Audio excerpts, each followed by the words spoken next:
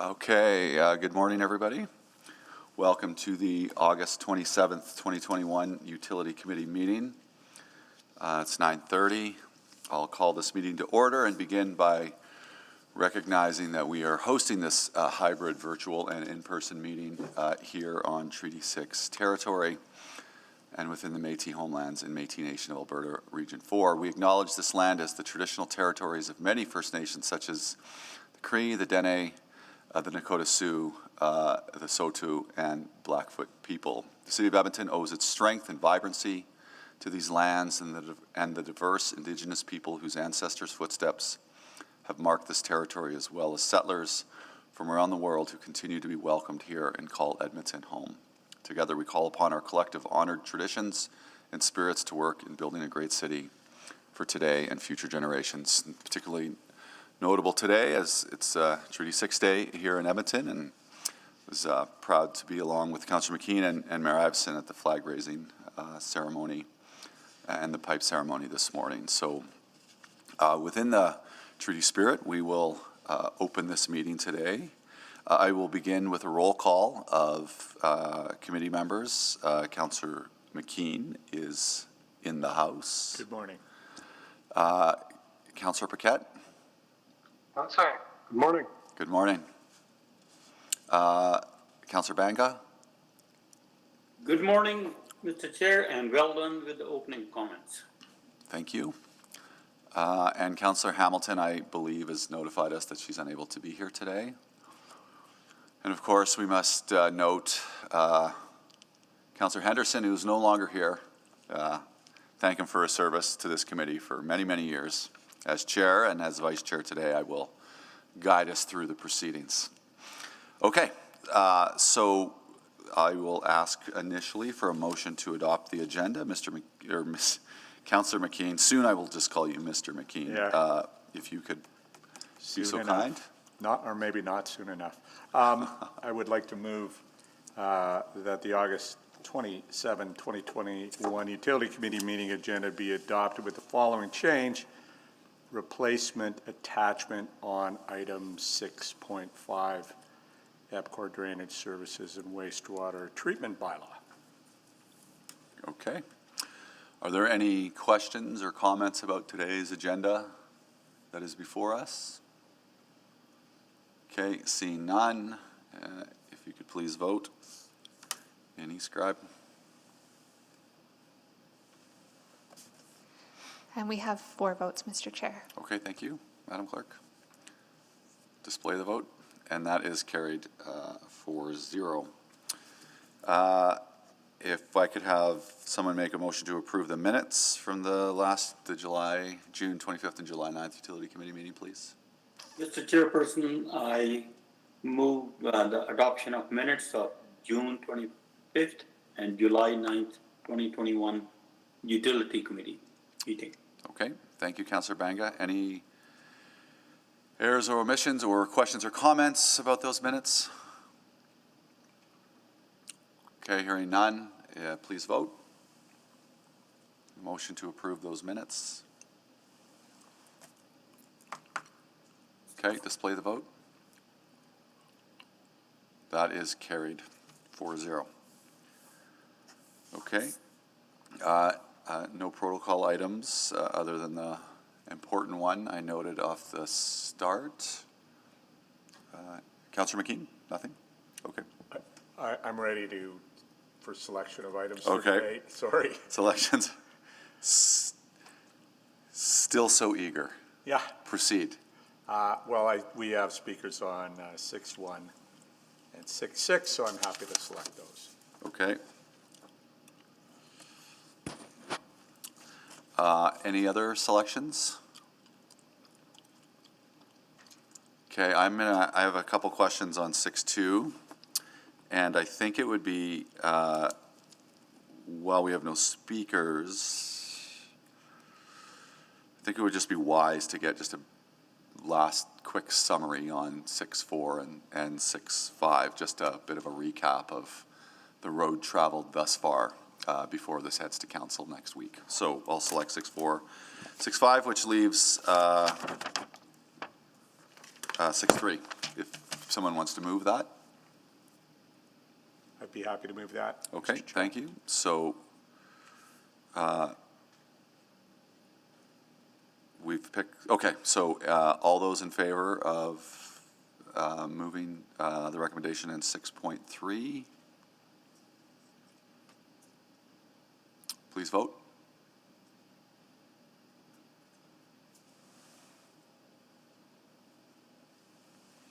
And we have 4 votes.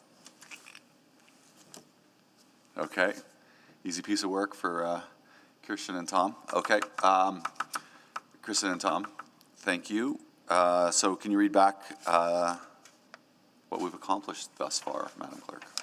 Certainly. Thank you, Mr. Chair. This morning, Utility Committee has passed the recommendation in the following report without debate. Item 6.3, Blatchford Renewable Energy Utility Business Plan Annual Update. Okay, thank you.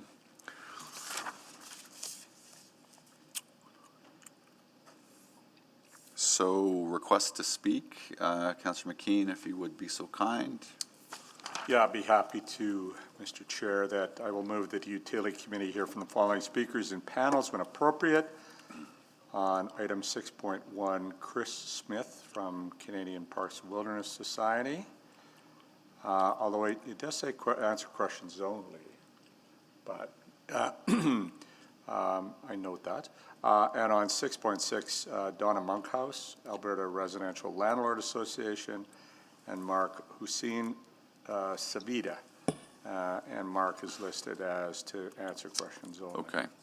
So maybe just to confirm the attendance, Mr. Smith, are you on the call?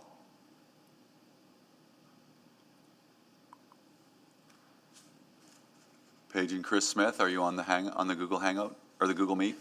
Yes, sorry, I'm here. Okay, great, thank you.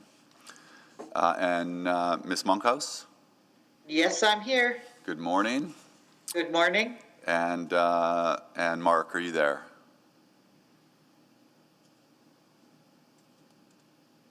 Mr. Hussein? I don't believe they've checked in Okay, at this point. all right, well, we'll just keep an eye and you can keep an ear, let me know. Okay, so thank you for that. There are no requests for time specific, so we are off and running. Apologies, Mr. Chair, if we could just have a vote on that. Oh, we didn't vote on this, thank The you, thank you. speakers, please. So all in favor, those in favor of hearing, please vote. Those in favor of hearing from those speakers.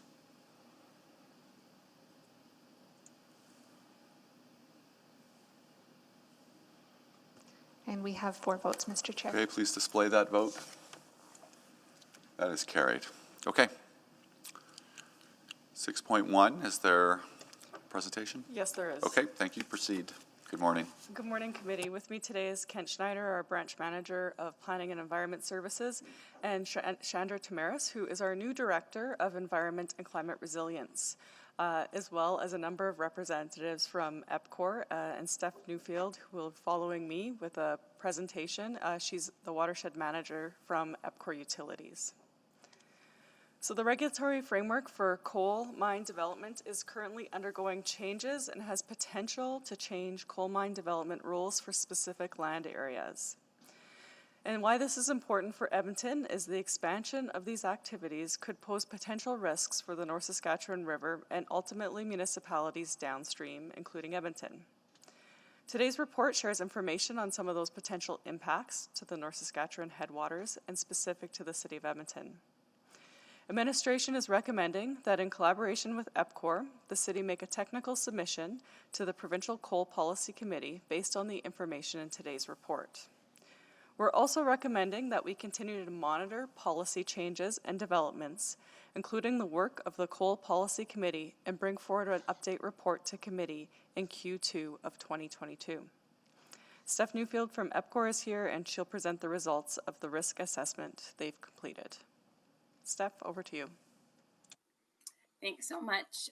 Can everyone hear me? If I can just get a thumbs up from someone, that'd be great. Uh-oh. Okay, thanks, Councillor McKean. Yeah, so I'm going to talk about the coal risk assessment that we had completed, and I'm going to try to keep it to 10 minutes, so wish me luck there. So what we did is we looked at the coal mining risk assessment within the City of Edmonton boundaries, and the focus was on drinking water, aquatic ecosystem health, and other potential uses. We took a comprehensive literature review approach, where we looked at, essentially what has happened in the mines, focusing on the historical data from Alberta and BC. So the issue, and I think we're all well aware of the issue, is that with the rescission of the 1976 coal policy, Category 2 lands, which are kind of that reddish area right there, would be the allowing of surface mining on that area. So in that time, there are coal agreements, and that's the light orange that you see. So that makes about 5% of the watershed. This area is about 350 kilometers upstream of the City of Edmonton. Really, Rocky Mountain House is that sort of bend in the river downstream into that lighter blue area, and Rocky Mountain House is about 300 kilometers upstream. This is a 28,000 square kilometer watershed upstream of Edmonton. 5% of the watershed are in that light orange area. So current coal mining is largely restricted to the Wabamun area, and we're all familiar with the coal mining that occurs there, and it's a very small percentage of the watershed. The issue is that surface mining can lead to leaching of metals, in particularly selenium, when waste rock is brought to the surface, and you get this slow weathering process where you start to see selenium leaching out. Selenium is naturally occurring in these rocks, but when it gets into water systems, it can bioaccumulate and cause problems, particularly for fish species, which are sort of at the highest level of that bioaccumulation. It also could affect water quality for other uses as well. So there are guidelines around that. So the City of Edmonton, as Steph mentioned, did ask EPCOR to complete a risk assessment. Next slide, please. So where's the science on this? I mean, it's very clear that downstream of coal mining activities, historically, there has been elevated selenium concentrations and other parameters of concern. This is clearly linked to exposed waste rock close to the mining activities, whether it's leaching through the groundwater system, through non-point source pollution, through surface runoff. As it leaves the waste rock, it has high levels of selenium, particularly in streams and lakes immediately downstream and closest to that mine perturbation. The greater the watershed area that has coal mining activity in it, the greater the percentage, the greater the selenium concentration. So it's directly linked in that way. So generally 5 micrograms per liter to 20 micrograms per liter is typically what you see in those receiving water bodies, and that remains that way for decades. It remains that way for a long time. As long as that waste rock is weathering, that will occur. It's been as high as 70 micrograms per liter in some of the receiving water bodies in the Elk Valley system. For the protection of aquatic life, trigger limit and is 1 microgram per liter. So that's significantly higher. The science is emerging on when we would start to see effects and bioaccumulation, but for protection of aquatic life, it's pretty clear that we want to maintain, under 2 micrograms per liter and a trigger of 1 microgram per liter, where we start to really do monitoring in these systems. It is difficult, based on the historical data, to achieve these guidelines, these protection of aquatic life guidelines, and have coal mining on the landscape, particularly in those areas that are close. It is important to note that drinking water guidelines are high and they're infrequently exceeded, even in the very close receiving water bodies. And so it's largely an issue for protection of aquatic life. Next slide, please. So based on the literature review and the current technologies, headwater effects are expected. And I think it's important to note that these would be potentially very localized, where watershed areas are greater than 5%. So, when we're getting up to 30% of the watershed, it starts to manifest itself into high selenium concentrations in these areas. The effects on fish and aquatic biota could potentially be seen in Edmonton if these fish species move and selenium levels are high enough. And it really depends on how much mining activity would be happening in the headwaters areas. effects in drinking water are not expected, and you saw that the risk was considered to be low, and that's largely because it's a very big watershed, 28,000 square kilometers, and this is a relatively small proportion that's pretty far upstream. It's not to dismiss that there would be local effects and higher selenium concentrations, but when we do the math and look at the literature, we really see that it would not be expected, selenium levels would not be expected to get above 50 micrograms per liter in Edmonton.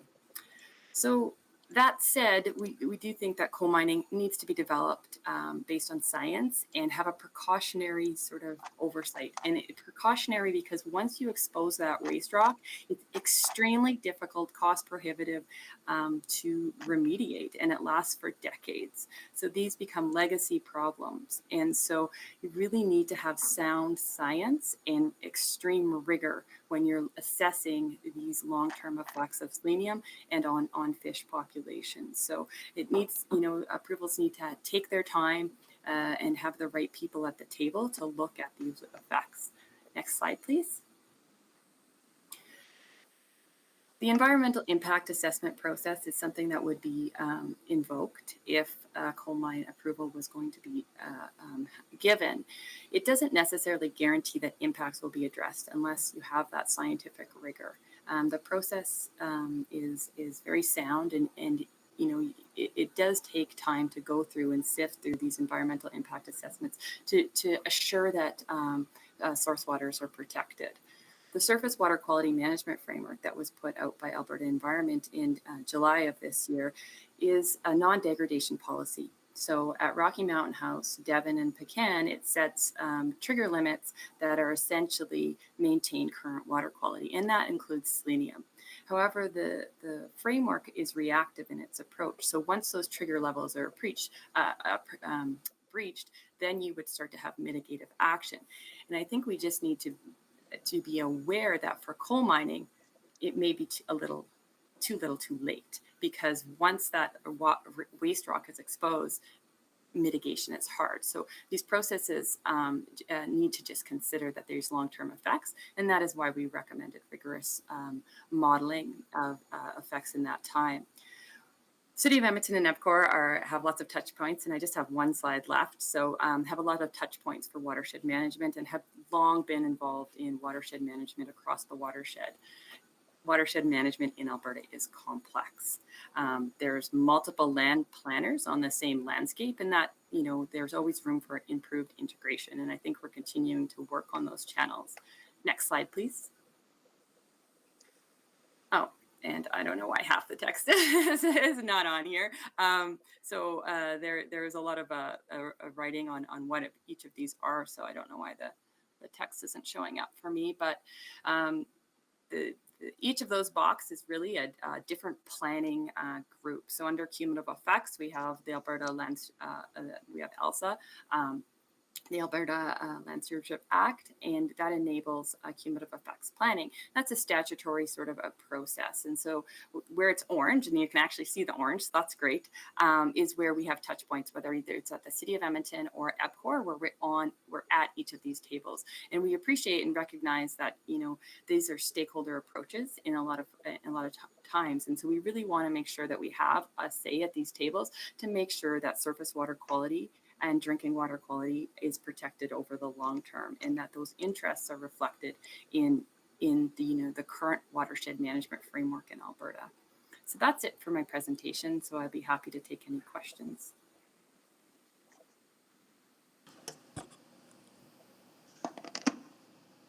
Okay. That's it for all of your presentations? Okay. That's correct. Okay, good. Thank you, Ms. Neufeld. That was comprehensive, clear. Thank you. So questions? Councillor McKean, you'd selected this. Thank you. Go ahead. Apologies, Mr. Chair. The public speaker, Mr. Smith, has indicated that he would like to speak, not to answer questions only. Okay, so hang tight. Thank you, Mr. Smith. You have 5 minutes, and I will alert you when you're close to 5, so proceed. All right, thank you. So Just want to start off with saying that we really appreciate EPCOR and City Administration's rigorous analysis of coal and its risks and impacts to the City of Edmonton within its municipal boundaries. However, we feel this broad assessment only focused on the North Saskatchewan River directly and direct water quality and quantity impacts from potential coal mining effects within the City of Edmonton boundary. We believe that this is an issue that requires a much wider lens to understand the full impact to Edmonton and its citizens. We are concerned about the ecological integrity of the river as a wildlife corridor and as the source of drinking water and many ecosystem services to people in the city and beyond. We need to stop thinking about jurisdictions as isolated entities and instead recognize the interconnectivity of nature and especially of water in this case. Edmonton, an area, is home to nearly 1 million Albertans, and we want our water to be clean now and into the future. While the City of Edmonton might not have the tools directly available to address the concerns citizens have been raising, they can certainly act as a zealous advocate on the provincial stage, similar to how many other municipalities throughout Alberta and other communities have engaged on the coal discussion over the last 8 months. According to the town of High River, more than 25 municipalities, representing approximately 200,000 Albertans, have signed on to their proposed Alberta coal restriction policy, which would essentially prohibit any additional coal exploration and development along the eastern slopes of the Rocky Mountains. The rationale behind this proposal was threefold and encompassed concerns outside of the direct control and jurisdiction of the signatories. Communities upstream of Edmonton on the North Saskatchewan River, including the town of Drayton Valley on June 9th and Brazeau County on August 4th, submitted letters opposing any new coal development or exploration along the eastern slopes. The town of Rocky Mountain House on April 21st and Clearwater County on March 12th have also expressed significant concerns about how coal development will impact recreation and tourism in their regions, as well as risks to residents' health and negative impacts to sensitive environmental areas. EPCOR's report stresses that its assessment was limited by several factors, such as the lack of mine environmental data available within the North Saskatchewan area, and did not consider other important ecosystem health metrics that are important to citizens, such as recreation, hunting, trapping, tourism, the maintenance of biodiversity, the maintenance and intactness of habitat for sensitive species, such as grizzly bear and bull trout, or ensuring the overall health and resiliency of our watershed is maintained. It also highlights the intangible effects of allowing mining activities to proceed on the landscape in terms of Alberta's global reputation on climate change and stewardship of the environment, which can cascade down and affect external investment in Alberta. Edmontonians should have a say on this issue because it impacts us. Beyond the risks to water quality and quantity that are associated with mine waste and land use impacts, coal mining is a carbon-intensive activity that does not fit with the clean energy and climate initiatives being championed by the city. We also know that the climate crisis means we should not be undertaking more coal mining regardless. The actual mining activity and associated land use changes will contribute substantial greenhouse gas emissions on top of the negative climate effects once the coal is burned overseas. Edmonton, as a major city center downstream from multiple coal interests, has a responsibility to weigh in on this conversation.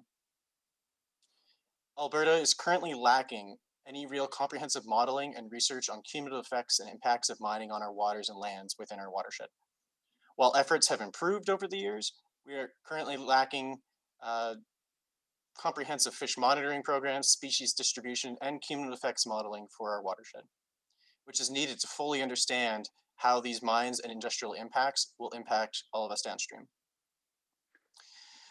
Even when monitoring has been implemented in the past, we have seen evidence that the province has not acted on these trigger thresholds when they have been exceeded within streams and rivers downstream of coal mines. A government report released this year and highlighted in EPCOR's report showed how coal mine contaminants within Greg River, Luscar Creek, and McLeod River in west central Alberta have selenium levels averaging almost 6 times over the safe limits in the McLeod River, nearly 9 times in Greg River, and 11 times in Luscar Creek, despite years of reclamation. Separately, Alberta's Auditor General has also slammed the Mine Financial Security Program in an audit report released earlier this summer. And in a public survey of more than 25,000 Albertans from the Coal Policy Committee conducted earlier this spring, the majority of respondents felt the management of Alberta's coal resources affected them and were not in favor. We, like many towns, municipalities, individuals, and organizations across the province, are making our opposition to the development of open pit coal mines in the eastern slopes clear and we hope the City of Edmonton will consider taking a stronger stance, as many municipalities throughout Alberta have, as the conversation continues. Thank you. Thank you. Well timed. Thank you, Mr. Smith. Okay.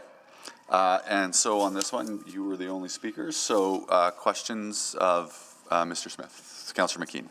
Yeah, Chris, I really appreciate your presentation. I think what struck me is that your argument is we're being a bit parochial, and we may actually focus, although I thought the EPCOR presentation was really good, but most of us might focus on impacts on drinking water. But your suggestion is there are broader impacts at play here as far as the health, I think, of the aquatic environment, the fishery, and the impacts it would have. Am I capturing that correctly? The aquatic environment would definitely be the most impacted by it, but there would also be terrestrial impacts as well as air quality concerns. Could you unpack that for me? So because of the mine footprint, they actually do have a reasonably large actual disturbance on the ground. And because they're happening in the sort of foothills montane region, they will be impacting the flow of water across that landscape, but also the movement of wildlife within that, because of the noise, the sounds, and the general disturbances around mine sites. Wildlife do tend to avoid them during mine active operations, and where some of these mines have active mine lives of 20 plus, in and around 20 years sometimes, that can have a substantial impact on wildlife avoidance and movement. So you've read the report and the recommendations in the report, you just don't think we're going far enough, is that correct? Well, I've seen a lot of Edmonton's initiatives that they have been working on in collaboration with other municipalities in our watershed often look at a much larger scale than just Edmonton. And when you're dealing with watersheds, I mean, that's one of the reasons why we have land use planning at the watershed level, is because it really can't be taken just within all the piecemeal municipal boundaries within it. It kind of has to be approached in a bit more of a holistic or whole system thing, especially where you have water that flows in a very defined direction from upstream to downstream, and these impacts are mostly upstream. Chris, thanks very much. Thank you. Councillor Banga. Thank you, Chris. Thank you, Mr. Chair. Chris, I don't know if you have the background to explain to me why is selenium different than other metals? Yeah. So I can speak generally to it. The reason selenium always comes up regarding coal mining is because it is one of the more prevalent kind of mine contaminants that we have really struggled to control effectively. There are lots of other contaminants that are released through coal mine rock waste, arsenic, and I think about a dozen others that are of concern. Selenium gets the most because it's been a significant problem in the Elk River with Teck's mines there. And despite having spent tens of millions of dollars, they've still not really been able to present a water treatment solution that will work effectively enough for the timescales that we're looking at the operation of these mines. In terms of the aquatic effects, we know that they have substantial impacts on the reproductive ability of aquatic fish species, and at least specifically West Slope cutthroat trout. They saw approximately a population collapse of 93% in the Elk Valley River system there. That was directly attributed to the mining activities upstream. Okay. With the current coal mining that's less than 0.3%, has anyone ever, did any research on see like what proportion or some kind of extrapolation that if 5% of the watershed is allowed to be in the coal mining process there, what would it produce in the selenium concentration? At this point, it'd be very hard to speculate that because we don't have the data available.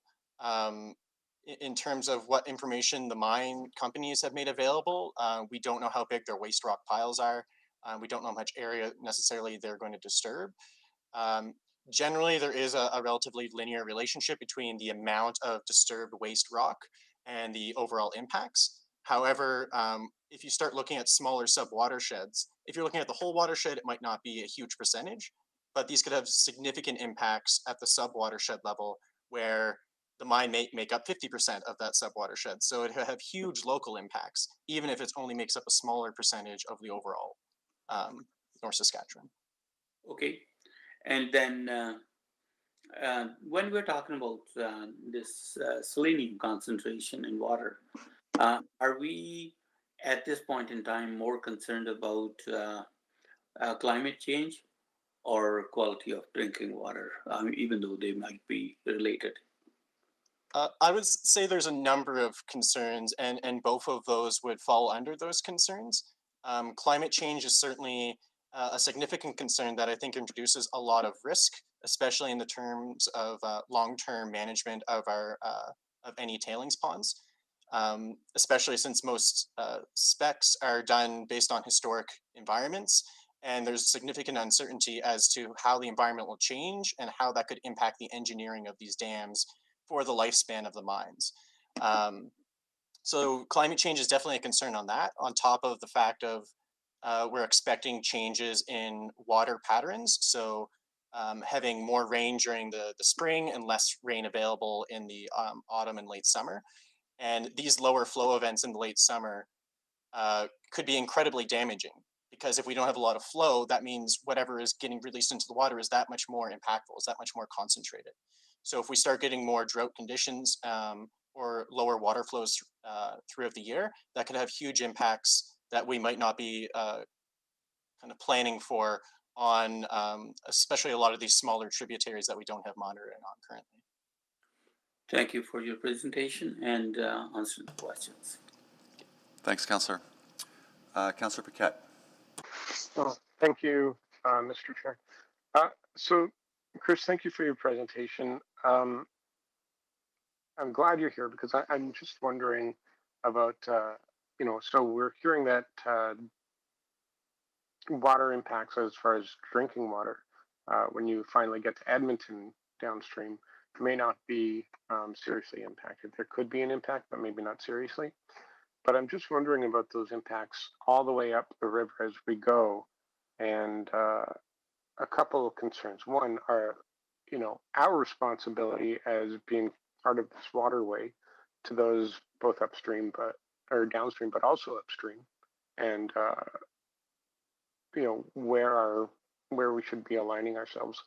And then the second concern I have is about the impact to the ecosystem should there be a leak of contaminants, and what that means to our ecosystem. Climate change aside, because I think that's already a point that is incredibly important that should be a factor, but the ecosystem impact on the ecology and how that might affect resiliency, the long-term impacts, and if that impacts the watershed so that in such a way that as more contaminants might build, are our projections and calculations still correct long term?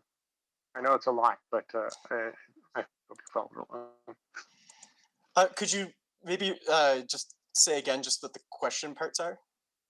Sorry.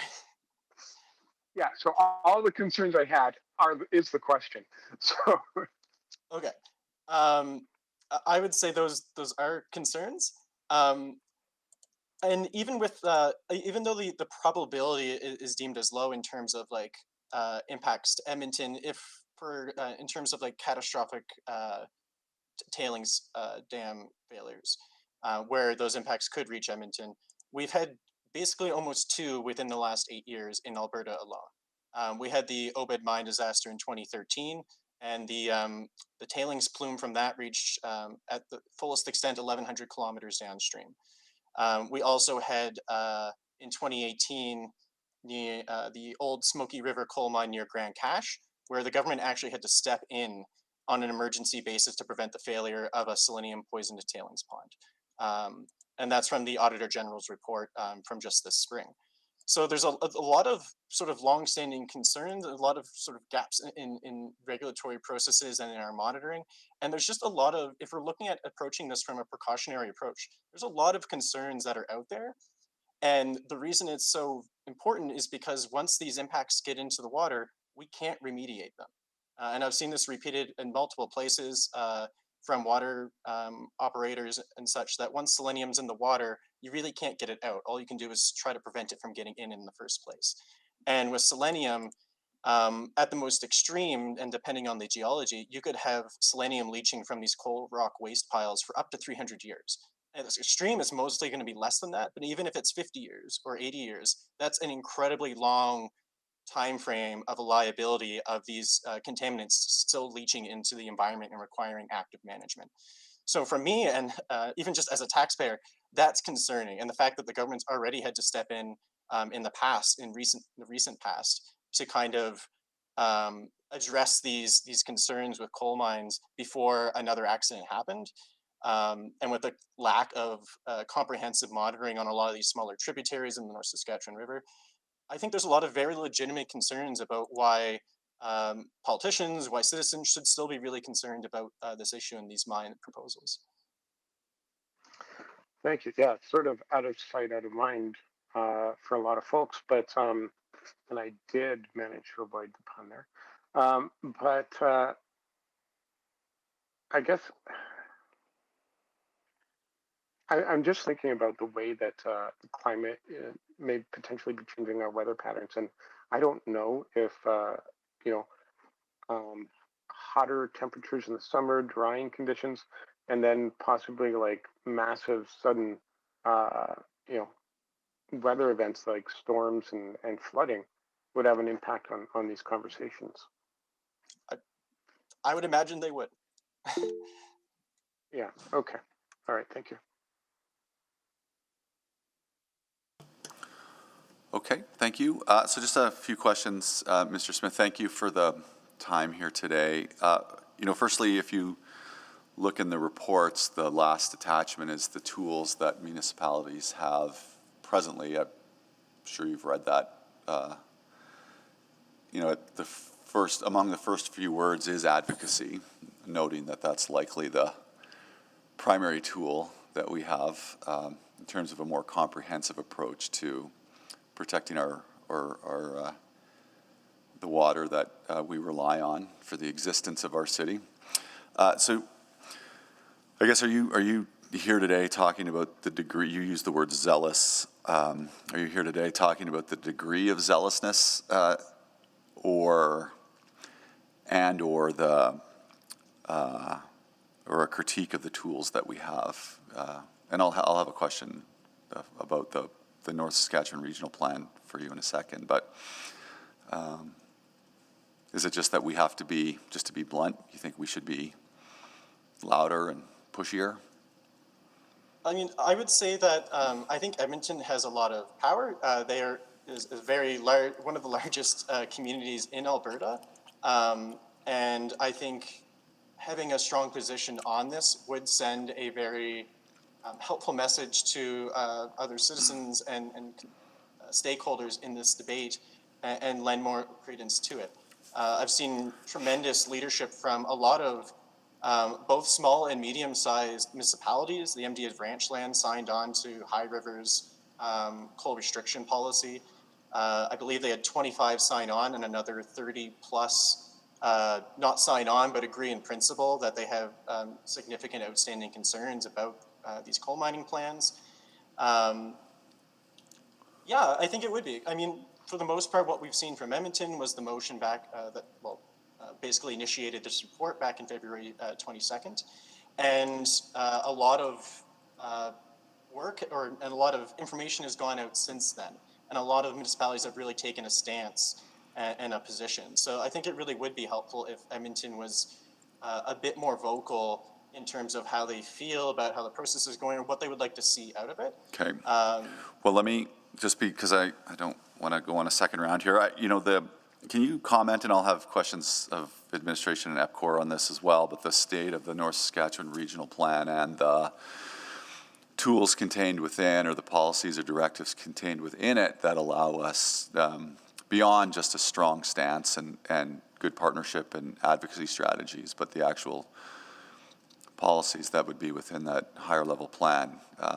Any comments, intelligence you can give us there, as someone who probably monitors it more than those of us sitting up here? So I think everybody has been kind of waiting on the North Saskatchewan Regional Plan. It's sort of been in limbo since 2014. The Regional Advisory Council information was put out in, I think, 2018. That was available for comment, and I don't know if anybody has heard anything since. It's really frustrating because that is one of the tools that would really help start to address cumulative effects, and that's part of the reason why regional land use planning was initiated, to try to get away from all these siloed industries dealing with these problems separately and try to approach it from a watershed level more holistically. And that's why the regional planning is divided by watershed units. But no, I've not heard anything additional on regional planning. Well, that'll be something that we could maybe ask for, we could flush them out a little bit, so to speak, and ask for an update on that. Ms. Neufeld, I see you keep raising your hand. We will get to questions of administration in short order. Okay, so the other thing that's talked about a fair bit in that attachment 4 is, partnerships and collaboration. And, there's presently no shortage of municipal alliances that exist in Alberta, whether it be, largely AUMA or RMA and other, watershed alliance panels, advisory panels. We have the Heritage River designation. 15 municipalities along the North Saskatchewan River have signed on to that. What more? So I guess in closing, what's this one or two specific things that we could do that combine good advocacy and good collaboration? And I know you've noted a few, the High River action, but maybe just leave us with that advice. Like, what are the one or two things we should do or sign on to that you, in your opinion, would be the most useful and powerful? I would say one of the things I've seen that's really resonated with people and with citizens of communities is when their municipality or their city or town has written a formal letter kind of laying out what their concerns are. Whether that ends up going to the Coal Policy Committee or directly to the Minister of Energy, Minister of Environment and Parks. It allows the citizens to see that their representatives are taking it seriously and really bringing forward their concerns. Because a lot of people do really have these kind of concerns, and it seems to have been a really reassuring measure. Okay, I'm out of time. Sorry, That's fine. Thank you for being here today. I see no one else on the board for you, Mr. Smith, so thanks again. We will shift our focus to administration and EPCOR. So I don't know, Councillor McKean? Yeah, I think, well, let's start with Ms. Neufeld, who I think had her hand up. So I'll give her an opportunity to respond because I think she wanted to. Ms. Neufeld. Sure. I guess I would just say that we all work collaboratively and stakeholders. So when we talk about, Chris and EPCOR, and, we're all working together for collaborative watershed management on different committees, whether it's the land use planning framework, whether it's the North Saskatchewan Watershed Alliance, whether it's, these different groups. We all have touch points, and cumulative effects management in Alberta is complex and it's difficult. And we know that we have different touch points. So when Water for Life came out in 2004, we took a stakeholder, and we as Collective Albertans took a stakeholder collaborative approach to manage our waters. And ELSA was a response to that some of the challenges of this stakeholder approach, in the sense that it wasn't regulatory binding, and sometimes, it was water being managed without land. And ELSA was supposed to address this, and largely can address this integration of land and water planning, that what we do on the landscape matters for water. And so those tools are embedded within ELSA and under the regional framework. So like Chris said, we're eagerly awaiting that opportunity to participate. I would like to note, and I just put my hand out really quickly, more to remind myself, that the surface water quality management framework for the North Sask was released in July, and that's the foundation for regional planning. And typically those water quality objectives will go into regional plans. And once they go into regional plans, those tools, or those land use decisions on the landscape for the whole watershed, for the whole region, will have to reflect and quantify the effect on those water qualities. And if we want to remind ourselves, that's a non-degradation, maintain current water quality throughout that whole reach of the North Saskatchewan River. So, engagement in that process is very important. So And I want to jump in with a couple questions. Selenium is the major concern, and Mr. Smith said, and I want to be clear, can you treat it out of a drinking water system? I am not a drinking water treatment expert. Okay. And the way that the current plants are designed are not based on ion removal, and selenium is an ion, right? So it would have to be an entirely different process. And technology is emerging, but I think we can say pretty definitively that selenium is very difficult to treat and very expensive to treat. Thank you. And so I think one of the things that Mr. Smith suggested was an advocacy letter, or even an opposition letter, that would come from the City of Edmonton and perhaps from Council. And EPCOR, I don't know what its position would be on that, but would be a resource in putting together the risks that we would want to cite. Yes? Well, I think that risk assessment largely accounts for some of those and has specific recommendations even to the government of Alberta on the real technical issues. And it is a bit of a policy issue, but it's largely a technical issue. An effective cumulative effects modeling, framework, and the ability. And if we can get that nailed down to make our decisions, whether it's, the government of Alberta or the collective stakeholder groups, then we'll be in a very good position to understand what effects are really going to be. And I think it's important to understand that we don't know definitively what those effects are. We're kind of making some gross assumptions based on historical data, but that cumulative effects model would really help make those decisions on the landscape. So that is one thing we would advocate for, as well as, making sure that those surface water quality guidelines are achieved and land use plans are linked to that, and Well, municipal plans. Sorry, I just think our customers in your case and our public in our case needs to understand potential risks too. So I wonder, the letter would lead to some sort of communications platform after that. But Ms. McCabe, you want to jump in? Yeah, Councillor McKean, the recommendation before Utility Committee is that we do provide a submission in coordination with EPCOR to provide input on to the Coal Policy Committee based on the information in the report today, including that risk assessment work that's been done by EPCOR. Yeah, my question was more, do we elevate it to our level, political level, with some sort of letter? I don't know. That's obvious. I would suggest that's for committee to assess. Exactly, yeah. Thank you, I'm out of time. Thank you. Councillor Banga. Thank you. Ms. Neufeld, I don't know if you are the right person to ask, but I am going to ask anyway. We're advocating that selenium shouldn't be in the upstream waters, but could you be able to tell me, if I'm convincing somebody that we are advocating against selenium, what does it do to the human body and aquatic life? Yeah, so the scientific literature on the effects of selenium and the bioaccumulation of selenium is very clear. it's a very well-studied contaminant because it's such a problematic contaminant. So this is why you have a whole body of research in the setting of aquatic life guidelines, tissue guidelines for human consumption.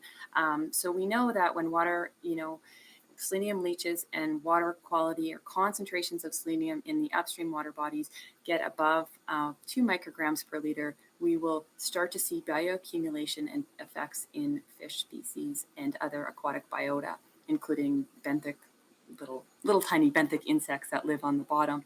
And there are human health guidelines for, that 50 micrograms per liter for drinking water.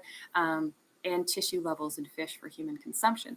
So those levels are set. Really, the discussion is how can we be confident that activities on the landscape, particularly ones that bring waste rock to the surface, make sure that those guidelines are achieved in the long term.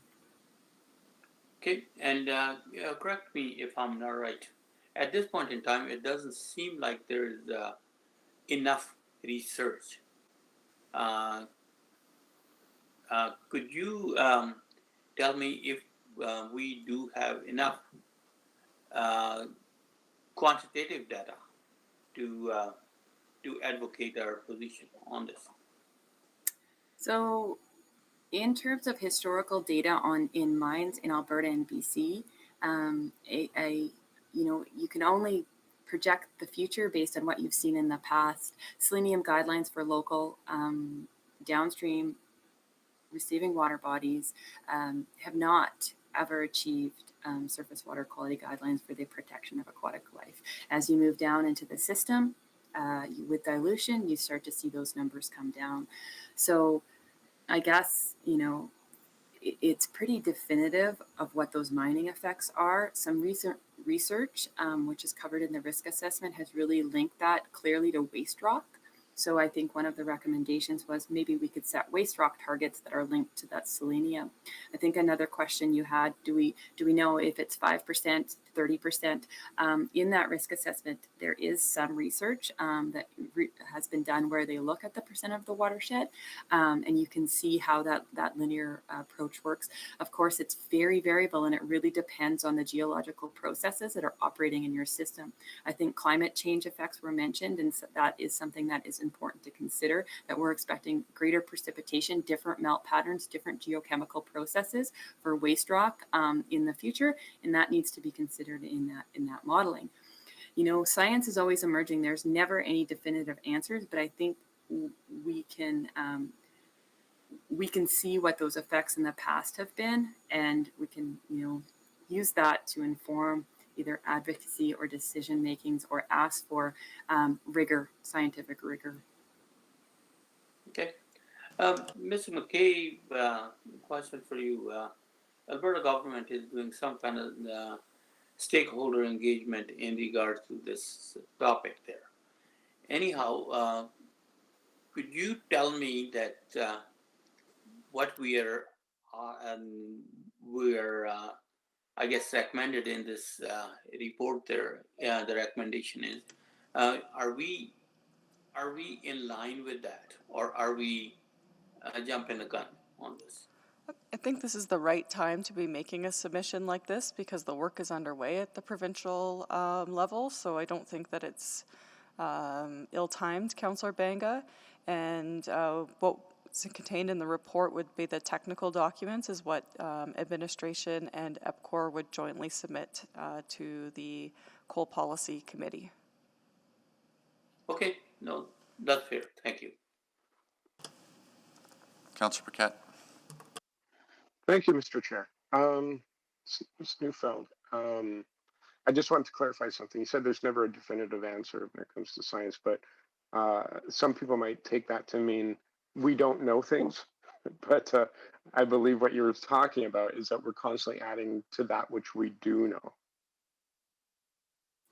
Yeah, definitely. I mean, selenium transport and fate in watersheds is continually emerging science. we do know a lot. What we don't know is, some of those real intricacies of modeling. So when you do a model, you want to predict what's going to happen, right? So all your inputs matter. And some of those inputs are very difficult to measure. Geological weathering of rocks is a difficult process to try to put into a future model. Some of our climate change downscaled models to try to put those effects in.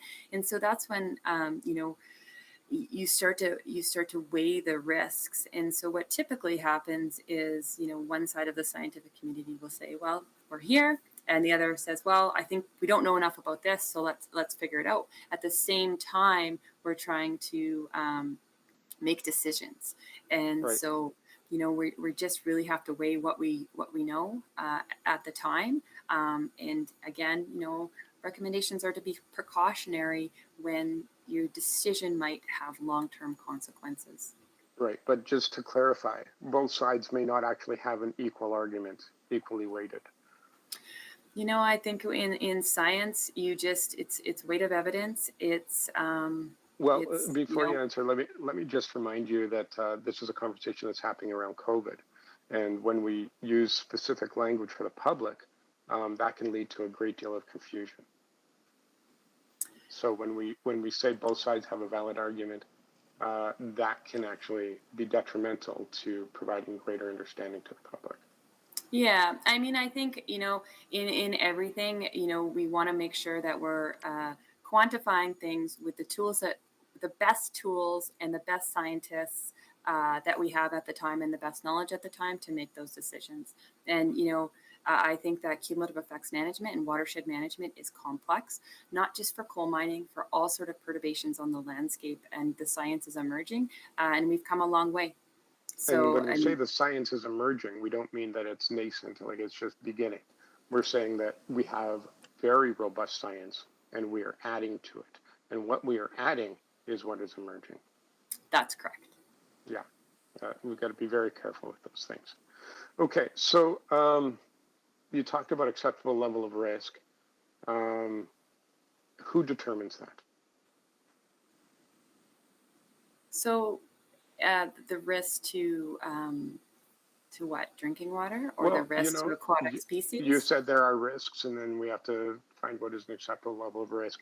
Now, the reason I ask is because how do we determine what is an acceptable level of risk when we see examples already in our own country where what might have been an acceptable level of risk has turned out to be a literal disaster? And so who determines what is an acceptable level of risk? Is it the policymakers? Is it those who advise the policymakers? Is it the public? Or is it a combination? And if it's a combination, then what are we weighing? Are we weighing the economic return? Because what is the economic return of a coal mine versus the potential impacts of something bad to happen, not only on the ecosystem, which has a value, but also on, as you said, there may not be a substantial impact to our drinking water, but if it were to get to levels that we're concerned about, we need to invest in a new way of processing water, and that has a cost to it. So what are the factors that are going into this? Because there is a financial risk, there's an ecological risk, and both of those are incredibly important. And does the risk actually, does the benefit outweigh the cost? Mm-hmm. So that's exactly what the regional land use planning initiative is supposed to address. It's the balance of economic, social, environmental aspects, and to make sure that that we're achieving that in a balanced way. I will say that setting limits for surface water quality as a base, as no further degradation, is a good start, because you're balancing. So just really quickly, what would make a financial benefit? Like what is the benefit here compared to the risk? And is it, the risk to an ecosystem? I think that is an incredibly complex answer or question, and I don't think we know the answer. I think, the benefits of jobs versus ecosystem risks, I think that's a greater conversation that has to happen among all stakeholders. And this is part of it in sort of this coal policy revisitation, is that will be balanced, and stakeholders are participating in that. And that's happening at the regional planning level, where that's balanced and those decisions are made. I'm out of time on this thank one, you. but I would like to come back after. Yeah, no problem. So I'm going to start with Mr. Beckett, actually. It's not the first time we've had an advocacy conversation here, but we are a regulatory body. So maybe some advice in terms of, what our role here really is. I'll have questions about the North Saskatchewan Regional Plan and what we can do to do there, but, what is our role here in terms of advocacy? Just a refresher. Well, I think to be fair to the regulated utility, you need to make your expectations of them clear. And this is a policy expectation. So if you want EPCOR to pursue these kind of activities, you need to give them the green light to do so, because there will be costs associated with doing that, and they'll be trying to, over time, recover those costs. And that's fine. That, these costs. Mr. Beckett, can you speak a little bit more directly into the microphone? You're a little quiet. I was saying that you give EPCOR the green light to pursue these activities, but you're also giving EPCOR the green light to spend money. And as a regulated utility, they'll want to recover those costs over a period of time. But it is a policy decision, and then EPCOR is expected to implement that policy through its regulatory applications. Other than that, I don't know that there's a significant utility regulatory component to this discussion.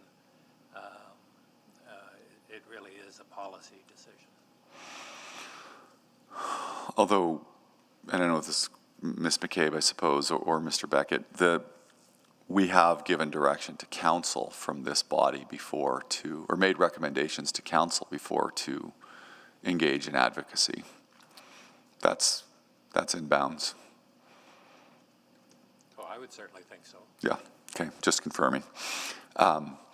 So, Ms. McCabe, one of the things that's on my mind about this, notwithstanding that we always have the ability to ask the mayor to write a sternly worded letter, is the question of the North Saskatchewan Regional Plan and the state status of it.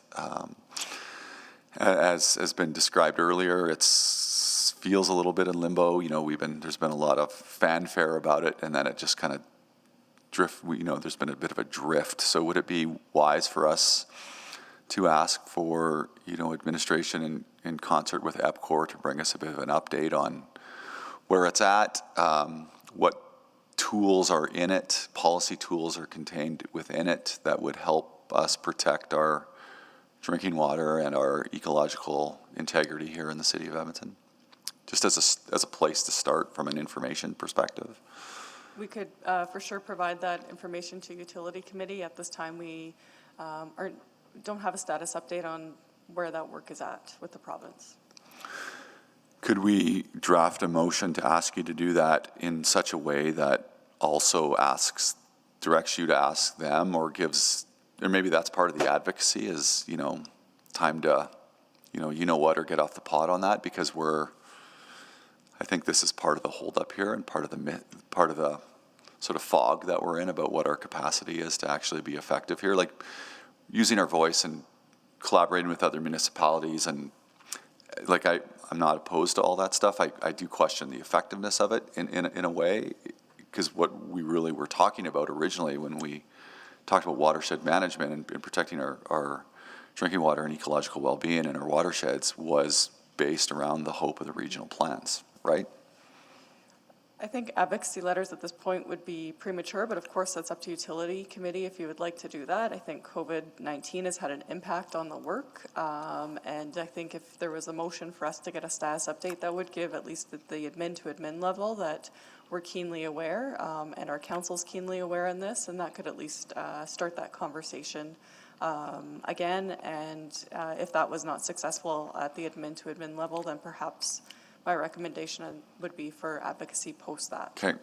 So I think if the clerks can start drafting a motion that talks at least in the first part about bringing back a status report to a future utility committee on any progress or planned restart of the work on the North Saskatchewan Regional Plan. And then the committee continues to discuss this, whether we add a part 2 that's directing the council to ask the mayor to write a letter of some kind. I continue to invite input from other members of committee on that, if we want to proceed. Noting the recommendation that's already in there that kind of takes us down that road a ways. Okay. Councillor Paquette had indicated interest in a second round, so go ahead, sir. Oh, thank you very much. And you actually covered most of what I was going to ask. So thank you for that. You're a wise man. Mr. McCabe, just a quick question though.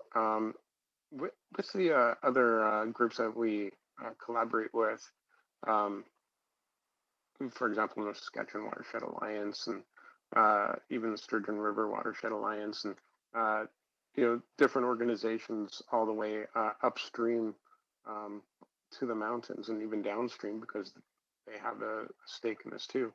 Have we engaged with all of these groups to sort of get a barometer on where they're at? I think EPCOR would probably be better to answer that question, Councillor Paquette, in terms of the engagement Sure. levels. Okay. Sure. So unfortunately, my beautiful PowerPoint that had this all covered didn't show up in terms of the black lettering. So essentially, there's the Water for Life framework, and under Water for Life, there's the 3 main groups, the Alberta Water Council. And so the Alberta Water Council provides advice to the government of Alberta on water policy issues. Currently, large urban representative is the City of Edmonton, and Mark Bargstrom was on that as a City Edmonton representation. EPCOR is on it. I am on that, on the board of the Alberta Water Council as well, but I am a lake conservation. I wear a different hat. I'm the lake conservation ENGO sort of representation on that council. I will note that the Alberta Water Council currently has an ad hoc group to address land and water planning integration issues, including the timing of the regional plan and how surface water quality objectives are developed and how that planning process occurs, including timelines and getting some clarity around that. That is an opportunity for the City of Edmonton to ask the ADM directly of the progress. So that's one avenue. The North Saskatchewan Watershed Alliance, City of Edmonton is an advisory role on that. EPCOR is on the executive committee of that. For sub-basin plans, the Headwater Alliance, which includes everything upstream, all the municipalities upstream, I'm an EPCOR representative on that committee. So that's Water for Life. Under the Cumulative Effects Management Framework, there's regional plans, surface water quality objectives, which are now coming out. We're engaged in that capacity. We're also on the Industrial Heartland and Capital Region Water Quality Management Framework, as is the City of Edmonton, has representation on there. So those are those 2 things. We also have our Source Water Protection Plan. We're on the Alberta Water Council team, chairing that on how to further source water protection governance in Alberta. We've given lots of leadership over that, over the time in terms of some of the challenges with integration and of land and water planning, and again, do the drinking water safety plan. We are now developing an integrated watershed management strategy to address all of the loads that we would be putting in. So stormwater, wastewater, and water treatment plant residuals in a collective way to make sure that we're achieving that no degradation initiative. So these are sort of all these sort of planning frameworks, and those are pretty much all the ones that are available for Alberta. And so we have touch points on all of them. Right. Okay. So the question though was, do we have any sense of a consensus? in terms of our general approach to these. So Yes. essentially, it's Or a non-degradable. position, maybe not even an approach, but a position. Yeah, I mean, it depends on the topic, right? So each of the topic comes Well, up. the topic is literally before, it's like just on the, Council- I understand that you're giving me very complete answers, but, Councillor Paquette, there isn't a consensus. I think from what I know, there's an agreement that the North Saskatchewan watershed is very important for our drinking water, that there is a coal policy review underway right now, and a number of people who are interested in submitting submissions to it in terms of the potential impact that coal mining could have on our drinking water. And so that is our recommendation before Utility Committee today. And along with EPCOR, we'll continue to work with a number of groups who have a role to play in terms of watershed management, and continue to have a voice at the number of tables that we do in order to protect drinking water for Edmontonians. right, okay, thank you. And then further to Councillor Walter's question about advocacy, you were saying like maybe a statement might be premature, but maybe there's a statement we can make that isn't premature and something that actually reflects the will of the public who we represent. So I'm just wondering your thoughts on that. Councillor Paquette, I think that's up to Utility Committee if you would like to recommend to Council to make a statement of advocacy. I know other municipalities have done that. And our recommendation before you today is for administration along with EPCOR to do a technical submission. But I will leave the politics to Utility Committee to read if you would like to do also a letter on the political side as well. Yeah, thank you. Politics is not always a dirty word, so thank you for that. Okay, thanks. I think the thing that I'm struggling with is if we were to do the letter, ask the mayor to write the letter, what we would ask, what we would say in the in the letter. So let me go back in time a little bit. On the mayor already wrote a letter on our behalf on March 11th, requesting that we be engaged in the stakeholder community around the coal policy, which was rescinded and then reinstated, except not reinstated on certain, as it relates to certain projects, and then those projects were paused. So it's been a pretty fluid circumstance. It does note in the report, in the admin report, that there was a reply to the mayor's letter. It doesn't say anything about what was said in that reply. So did it say that we are considered a sort of paramount stakeholder in this matter? Firstly, they did not make the commitment to doing specific engagement, but following that, the coal committee reached out to us, to city administration, to participate in the coal committee engagement. Okay.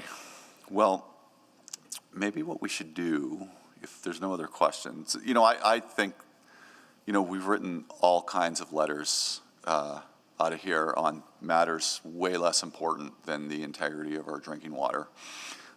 So I don't think it hurts in any way for us to provide a bit of ask council, mayor on behalf of council, to make a statement. Maybe we should take a few minutes of a break and talk about that a little bit. It's the challenge of some people being here and some people being virtual, but if committee is okay to leave it to me and to discuss with admin, and then we'll just have a recommended motion in a few moments. Does that sound okay to everybody? Councilors? Sounds great. Okay, so, and also to note that we only have 4 people, which is quorum at this committee, so anytime anyone goes to the bathroom, the meeting inadvertently is interrupted. So if we'll just have to operate via breaks as opposed to our usual flow of just getting up and going about the room. Okay, so let's pause for just a couple minutes and we'll try and sort out some wording, and we'll be back on in in short order. Thanks.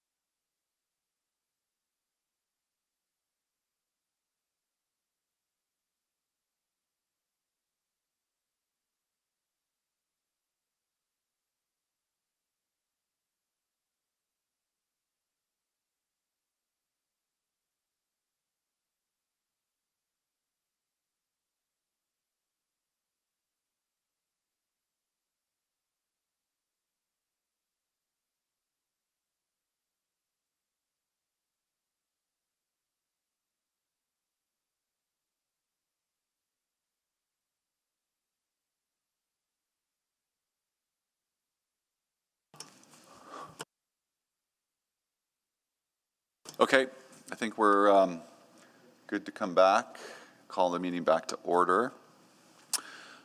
So maybe I'll just read it in. Councillor Paquette, if you're comfortable with it, you could actually officially move it. But just to do roll call, I'm here, Councillor McKean's here, Councillor Paquette. I'm here. Councillor Banga, I see you on the screen there. I'm here, Great. thank you. So this would be, the motion would be, in addition to the recommendation, which we could do, and then this could be, would this be subsequent, or this would be like parts 3 and 4? This could be parts 3 and 4, Okay. however you want to handle it. So I'll just read them in, or what I could do is I could, how about I read them in, and then Councillor Paquette, you could just officially move it, if you're okay with that. Sounds great. Okay, so it'd be parts 1 and 2, which are in the recommendation, and then 3 would be that the mayor, on behalf of City Council, read a letter advocating to the provincial government as part of the provincial coal policy review to express the importance of the potential serious impact of coal mining on our regional watershed and ecosystems. And number 4, that administration provide an update report to Utility Committee regarding the status of the North Saskatchewan River Regional Plan and the tools, policies, and approaches that the regional plan is considered to protect, I think it would be, is considering to protect the watershed's water quality and biodiversity. So moved. Okay. So on the screen, I think everybody can see basically the full motion. So that is a recommendation in the report, and then the part 3 and part 4 additions. Moved by Councillor Paquette. Any questions on those?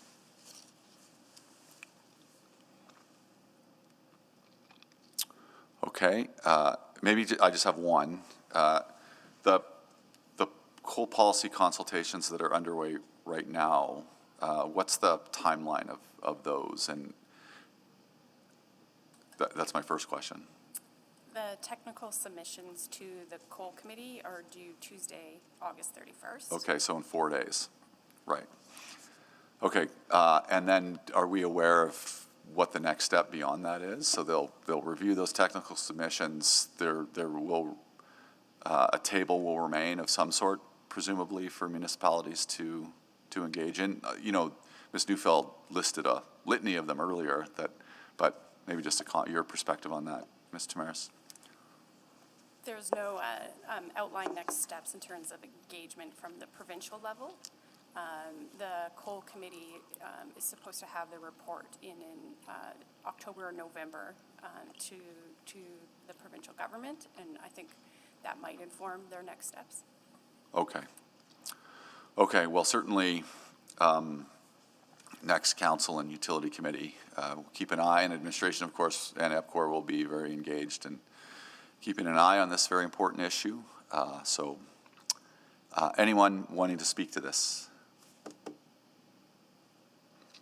Okay, well, so before Councillor Paquette closes on it, I would just, thank him originally for bringing this issue forward. I think, it's a little tricky sometimes in terms of what we do here as a regulator to deal with some of these issues. But as Mr. Beckett said, it is an important policy question. And, the river is, in fact, everything to our city and to our health. So I think thanks to Ms. Neufeld and the folks at EPCOR and to Ms. Tamaris and the folks here at the City of Edmonton for the report, the approach that they recommended to us. And I think these 2 additions are pretty useful today. So I'm happy that we had this conversation. I know that the citizens of Edmonton have been rightly very concerned about this, the impact of this particular industrial activity on our well-being here in our city. So I think it behooves us to take these steps today. So I will support it. Councillor Paquette. Well, thank you, Chair Walters. There's not much to add. I think you said it all. I just want to thank committee and thank administration, and thank our partners in EPCOR and everyone who attended and our speakers for contributing to this, as well as vast numbers of our public who are deeply concerned about maintaining literally this river of life that runs through our province and runs through our beautiful city. And this is a responsibility that I don't think any of us take lightly, and we understand and are concerned along with our public. And so with that in mind, thank you again, and I hope this gains the support of the committee. Okay, thanks, Councillor. Please vote.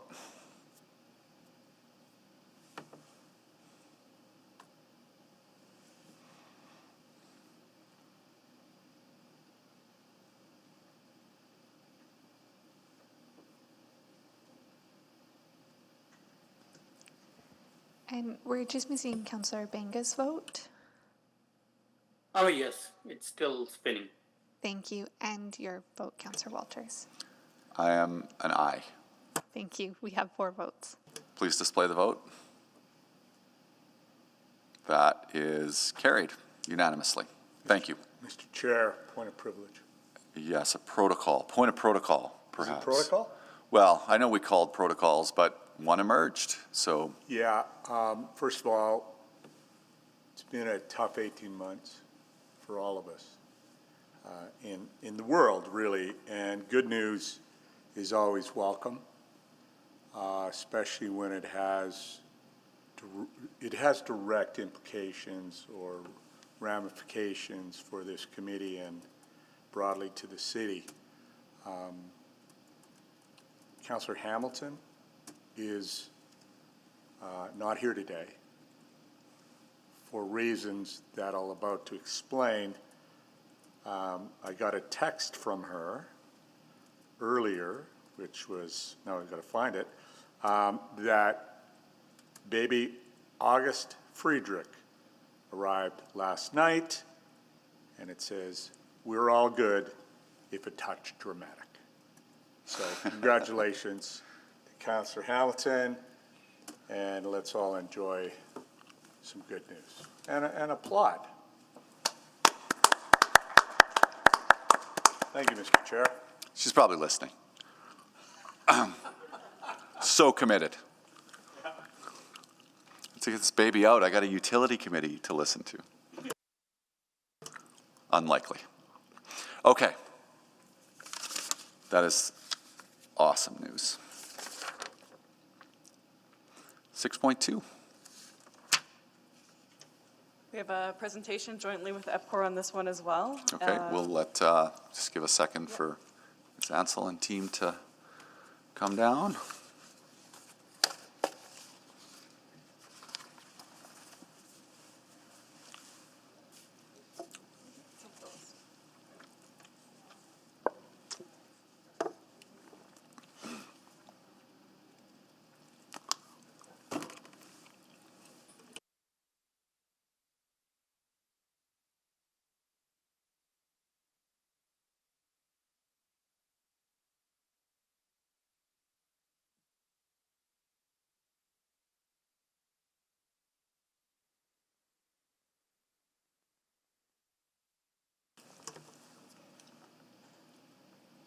Ready to go?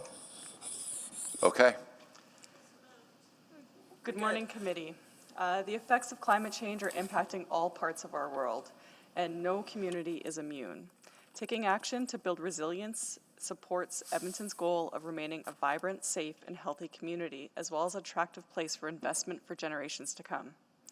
Earlier this month, the IPCC, the Intergovernmental Panel on Climate Change, released its latest scientific report. This report provides further evidence that all regions will continue to experience climate-related impacts.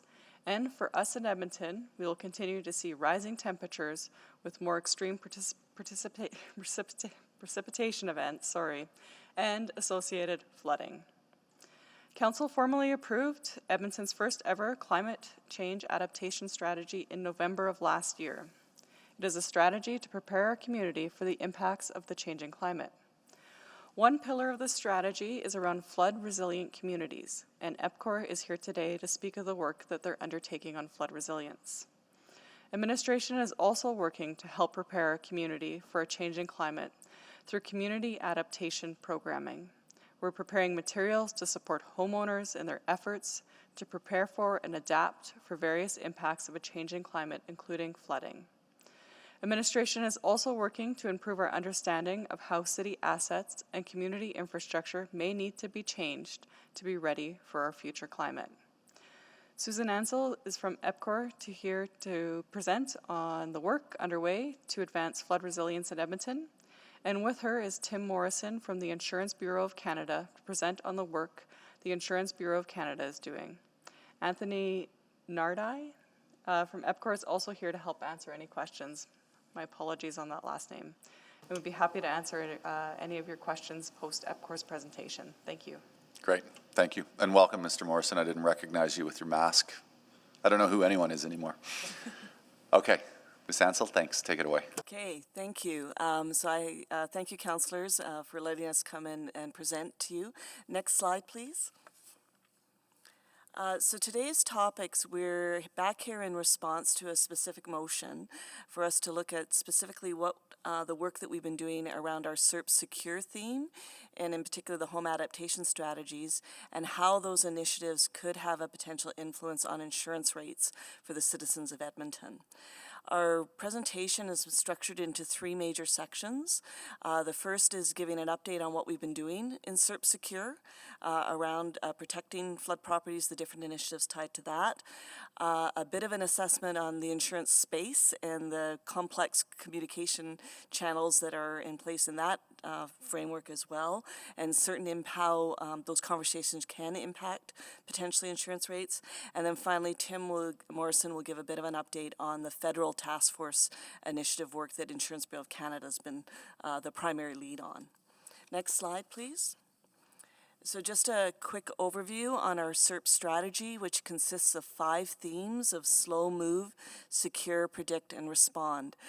Today's presentation is focused solely on the secure theme, which underneath that theme there's a number of different initiatives around home floodproofing, inflow infiltration reduction, which is reducing excess flows coming during rainstorms into the sanitary sewer network, as well as protection of the riverine flood events, so looking at the water backing up the pipes to impact the homes. Subsequent to the approval of the Serp strategy, we've also absorbed in overland drainage issues related to ditches and swales, and those are areas where we don't have a storm pipe system, and so I'll give an update on those as well. Next slide, please. So this slide just is an overview slide of why Serp Secure is so important. The figure in the lower right is from the CSA standard on ways to protect basements from flooding, and it's basically showing all the different paths that water, when it's pooling on the road or on the street and the property in front, can find a way to get into someone's basement.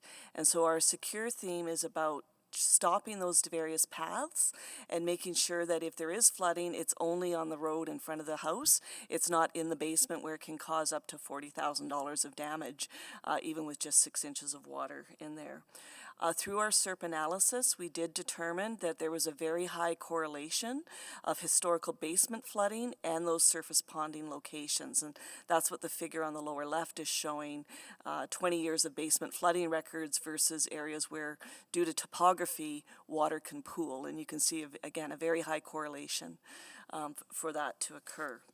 Next slide, please. So going into the 4 action items that we're doing under Serp Secure, the first is our building floodproofing, and so that's basically addressing the flood risks on the private side of the property. In there, EPCOR has doubled the size of our flood inspection team. We previously had 3 inspectors. We now have 6 inspectors, and we provide free floodproofing inspection to any homeowner who calls in and asks for that. Our inspectors have had their training training upgraded to the certified program as recommended from the Intact Center on Climate Adaptation, and we've updated the report that a homeowner gets to align with that recommendation, and that's tied into, that is the report that the insurers want to see when they're assessing the risk for a community. We've also updated our social media campaigns most recently as we've come out of COVID, tweeting about getting a flood inspection, also about in the community newsletters we've been advertising. So in the report that was submitted, we indicated at the end of May, we had completed year-to-date 40 flood inspections. To the end of July, we're at 740. So we've seen a huge uptick from that campaign of people contacting us to have a floodproofing inspection completed. We also completed some public engagement on individuals that had completed an inspection and asked why they didn't come back to us to get their backwater valve subsidy. And so that information is included as an appendix in the report and will inform our community outreach going forward in terms of how to further stress the importance of having a backwater valve within your property. Next slide, please. This is some research from the Intact Center on Climate Adaptation, where they looked at a series of flood reports that have been completed using their recommended approach and where the top flood risks are for private properties. And so they basically fall into the three categories. Outside of the home, it's about your lot grading and your window wells, making sure the water is going to, if it lands on there, it's sloping away from the property. Within the home, it's about the things that you're storing in your basement. Are you putting them in a way that they're going to, if there is water in there, they're going to be protected? And then finally, from a maintenance perspective, if you do have a sump pump and a backwater valve, are you maintaining it on an annual frequency as recommended? When we do our floodproofing inspections, that's probably one of the number one things we ask the homeowner, where's your backwater valve? And if they have one, they often don't know, or it's sitting underneath a whole bunch of stuff. And really, you should be maintaining it at the same frequency you check your batteries with your smoke detectors. And so we want to build up the knowledge in the community to treat these devices in a similar manner. Next slide, please. For inflow infiltration, so inflow is the rapid flow of water coming in due to a connection of a pipe direct to the sanitary system. And so that can come through a foundation drain or a downspout that's been connected into the sanitary system for whatever reason. There's been vintages of construction over the years where sometimes it's connected to sanitary, sometimes it's connected to storm. Infiltration is where it comes in through the cracks in the infrastructure. So the infrastructure's got some maintenance issues or rehab issues. Water can find a path through that crack into there. And so you want to address both of those applications. Through our Serp analysis, we've identified 9,000 manholes that are located in sag areas that have potential for higher, if there's cracks in them or through the holes even in the top of the manhole, while that water's pooling, water can get in. And so we have a program underway right now where we're doing about 750 to 1,000 manholes a year and getting them sealed and lined so there's less chance of that water making it through those cracks. Next slide, please. In addition to that, we've been doing inflow infiltration testing in neighborhoods. So you use a series of flow meters and smoke tests, and you look to see where the smoke comes out, and that can tell you if there's a connection that could potentially impact the sanitary system. Through that work, we've identified that there actually is not a strong correlation to age of neighborhood and the amount of inflow infiltration that is in there. And so we'll have neighborhoods of similar vintage with very different characteristics. What we have confirmed so far is there are no cross connections between the sanitary and storm systems in those neighborhoods. So now it's a matter of, is it a foundation drain that's incorrectly connected to the sanitary system or a downspout? And so we're tightening up the flow monitoring to chase down the locations of that. As we go forward with the Serp strategy, we will continue to advocate for additional programs to help reduce this and anticipate that we'll be doing stuff in addition to the backwater valves to help make changes and reduce this risk to homeowners. Next slide, please. So this was the part that was added into the SERP as we moved forward. We had identified ditches and swales as an important factor for flood mitigation, but when COVID hit, we said, well, let's look at this a little bit deeper because we can't go into people's homes. So let's start looking at what is happening in terms of the overland drainage that is managed primarily in the industrial areas of Edmonton. What we discovered was basically for drainage and the city both, neither of us really had a comprehensive maintenance program to maintain drainage functionality. We were doing it on a complaints basis. So out of that, looking at what other communities are doing, we've developed a proper maintenance program for these. We'll do annual vegetation management, and we've been doing inspections of all the culverts and ditches and doing the repairs. The photos there show the before and after of the Mustatam area, which has had a long history of issues with overland flood issues during spring runoff, and just the type of repair work we had to do in those communities. Since we've done this repair, we've had one customer concern, whereas typically we would have 40 to 50 during every season, so it's made a big difference. We also identified approximately 400 culverts we did not know about, so that's often properties have added an extra driveway onto their property with a culvert underneath it. It's now part of our maintenance program, and so we are continuing to address this systematically throughout the city, and it will be managed on a go-forward basis. Next slide, please.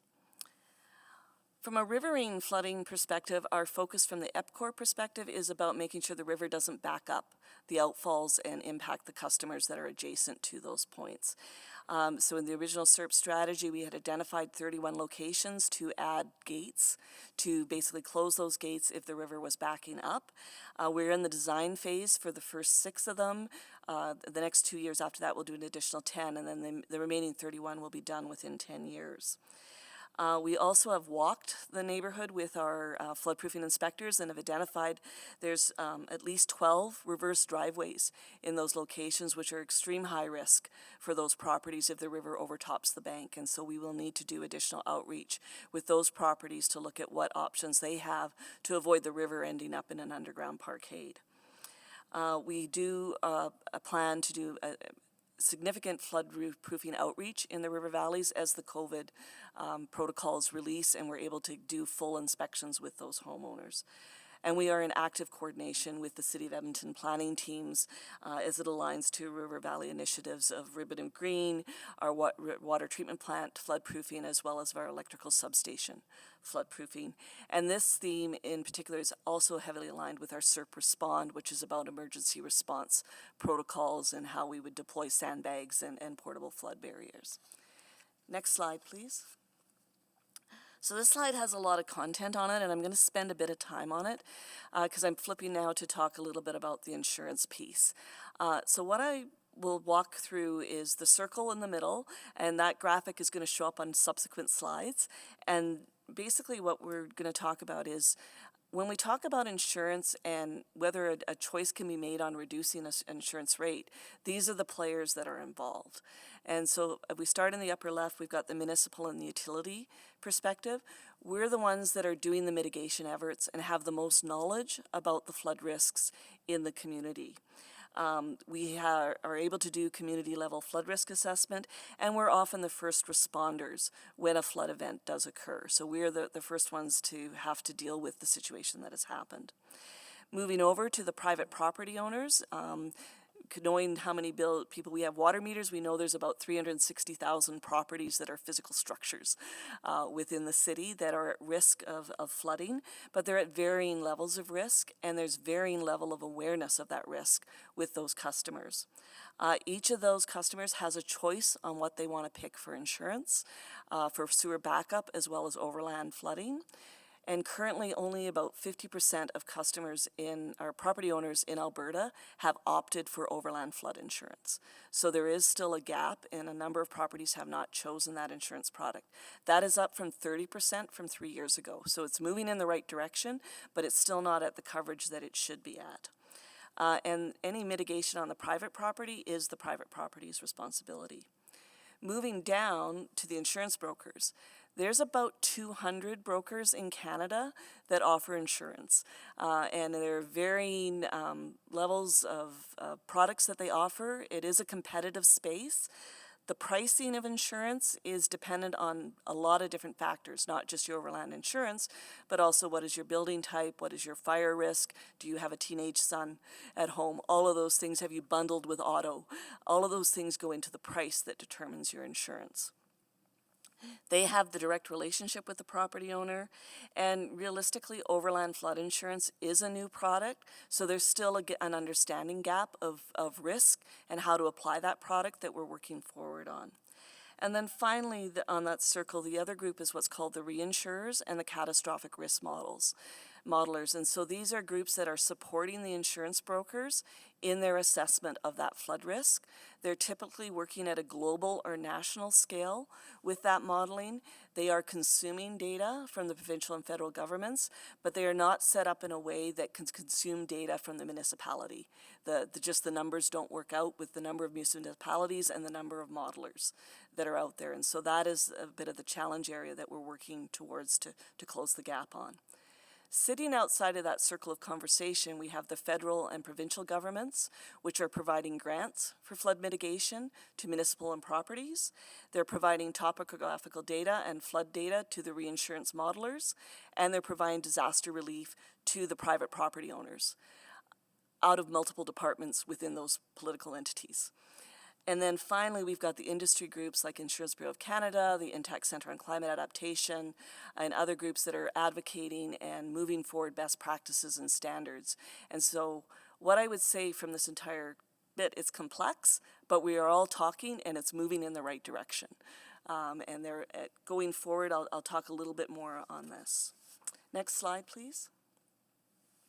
The other thing that has changed in Alberta as of January of this year is the Alberta government announced a change to the disaster relief funding eligibility. Now this is primarily for Edmonton going to impact the River Valley properties because they're at the higher risk and most likely would have a need where they would need to request this funding. What's changed is instead of being 100% funded, it's now a 90-20 cost share. There's a maximum price cap that's been applied, and then there's a one-time ability to apply. And so that has implications as we think about our programs and how we are going to respond after a flooding event occurs. Next slide, please. So to answer the question of will our Serp strategy have an impact on flood insurance rates for private properties, I came up with these two scenarios and went out to all those multiple entities, to reinsurers, insurance brokers, the industry, the different government levels, and posed this question and said, how would us as a municipality communicate this to have an impact on an insurance rate? And got lots of different responses. Next slide, please. So out of that, I think to move this forward, I've bucketed this into three pathways of communication that are going on. The first one is around an individual flood property is flood-proofed and having that conversation with their broker. That is an easy conversation to hold forward, and there's relationships in place, and that we can build and support. In terms of overall community risk, that's a conversation between the municipality and the reinsurers. I think we can move that forward as well. Where it gets complex is on the high-risk properties, so the properties that are at most risk of flooding, because that conversation is between the municipality and the insurance brokers, and we don't necessarily have the communication channels in place. And I'll talk a little bit more about each of these on the next few slides. Next slide, please. So for individual home floodproofing, we were able to identify research from the University of Waterloo that basically talks about the different types of floodproofing events that a private property could do that could potentially lead to an insurance credit.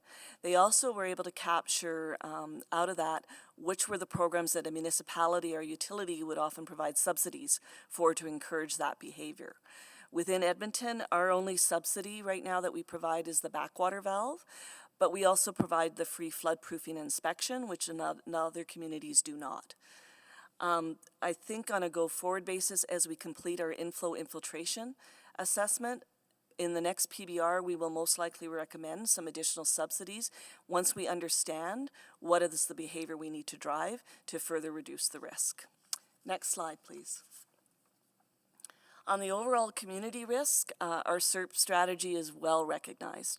The recognition we've got from the Intact Centre of Climate Adaptation, the recent Clean 50 award. I'm being asked quite frequently to come and speak at both insurance and municipal entities to explain our strategy, what we're doing, and so we're very active in sharing our methodology and approach and getting a lot of recognition. It's getting built into best practices going forward.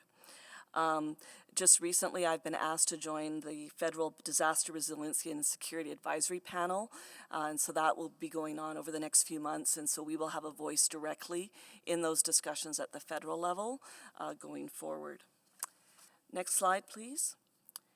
So the next slide is around those high-risk properties. And so where the challenge is the insurers and reinsurers are still themselves trying to understand what the risk is for those properties. Climate change is making it a little more complicated in terms of figuring that out. There are data gaps that we are all working to fill. The federal topographical map layer resolution is not at a high enough resolution to help support those conversations. If we look at the UK and the United States, there's a much higher level of topographical mapping available from the federal government to support the modeling efforts. The issue with these high-risk properties is not so much about getting them lower cost insurance. The risk is that the insurers could choose not to offer insurance. And so that is something we need to be very much aware of. There are examples in New Zealand, for example, around earthquake coverage, where insurers have pulled out due to the risk. And so that is the thing we need to keep our eyes on. What I will say is there are multiple initiatives to close that gap, and we are at the table for all of those discussions going forward. So I'm going to pass it over to Tim now, just to talk a little bit about what's going on at the federal level that's addressing this particular topic. Good morning, everyone. For those who don't know, Insurance Bureau of Canada is really just a fancy name for the trade association of the nation's business, home, and auto insurers. We represent about 90% of the 200 companies in the market, and we have been, I guess you could say we have been really advocating on the flood file probably since 2013 when we saw significant losses in southern Alberta. A lot of people forget too that Edmonton had some substantial damage from those flooding as well. So out of that, we kind of decided we needed to do more on the flood file. Certainly it was an eye-opener for insurers that we did not have products to protect people. And there was a lot of gray areas between municipal responsibility, provincial, and insurers. So since then, there has been overland flood products in the market, and we have been working with governments to, and you know, other stakeholders, municipalities, residents, to come up with an approach on how we can deal with the big issue of floods. What we have really come down to is we need a collaborative approach. Yeah, if you could turn to the next slide as well, sorry. Yeah, there we go. Where everyone has a role to play. Insurers certainly have a role to play. It is our role to develop products and help people understand their risk and get the products they need to protect them financially when there is a flood. Governments have a role too, and I say all governments. You know, to make policy decisions and investments in infrastructure to better protect people. And then residents have, homeowners have responsibility as well. That responsibility really is to be educated, understand their risk, and then take action to protect themselves. Next slide, please. So we've been advocating for a national action plan on flood for quite some time now. I'll just go over a couple of the key pillars of it. One of the big things is education. You know, as Susan touched on, people often don't even know that they are at risk of flood, let alone how to mitigate that risk. So we've been advocating for governments, particularly at the provincial and federal levels, to improve the flood mapping and then make that flood mapping readily available to homeowners, realtors, insurers, mortgage lenders, so they can better understand their risk moving forward. And so we think that more investments into flood mapping and a portal of some sort are necessary to help better protect communities from flood. Next slide, please. Another big part of our advocacy efforts are on relocation and protection. So one of the things we've seen, I think more recently in Fort McMurray in last year's floods is the municipality decided it was better to move some of these homes out of that area and work with insurers and the residents to make sure that, they don't flood again, because a lot of these properties were flooding, every couple of years, and they were at a high risk of flood. So that's one area that we think that governments should be working on, is helping people relocate after a flood. Another one is, which EPCOR in the city is doing, is targeting the infrastructure to mitigate flood risk in the highest risk areas. Like I said, EPCOR in the city is already doing this. We're very supportive of that. And then probably the third most important one that Susan touched on was what to do with the people at the highest risk who may not be able to secure flood insurance at all, or if they can, it is pretty much unaffordable. These steps are really being taken at the national level. There's a national task force on flood insurance and relocation that IBC is leading.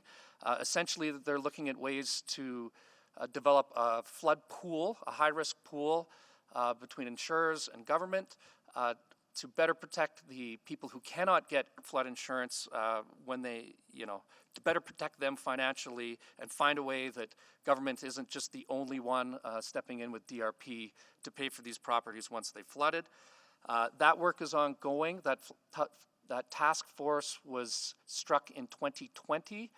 It began work in 2021. We were expecting a final report in the spring of 2022.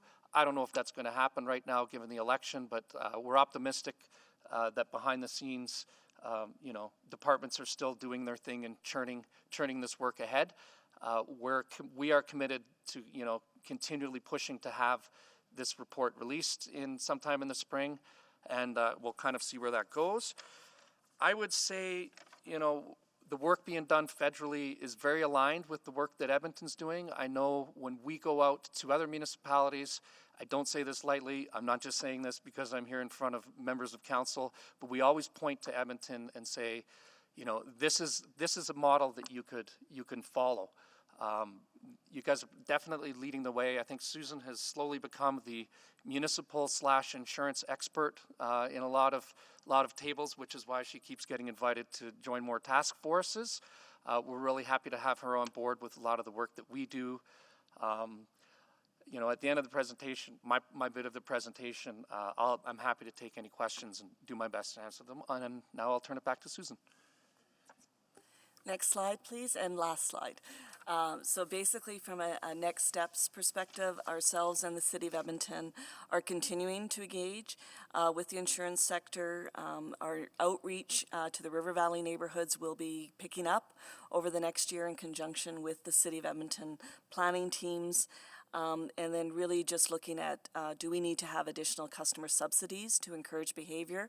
Our plan is really that would be for the next PBR filing, gives us time to have a better understanding of what would have the most impact to the customers based on what is causing the inflow infiltration. And so with that, we are ready to take questions. Good. Thank you for that excellent comprehensive report across the board. Thanks, everybody. So questions from committee members? Councillor McKean? Yeah, I think maybe around that last comments, some of your last comments, we've heard before around our energy transition strategy that you can have Edmontonians who are energy poor. They're living in leaky homes. So there could be a fairly large constituency of people who, A, aren't getting the message. They may not be social media gurus. And B, even if they get the message, they might not be able to afford the kind of mitigation measures they would do in their own home. So could you please talk about those two barriers to getting further with private citizens? Absolutely.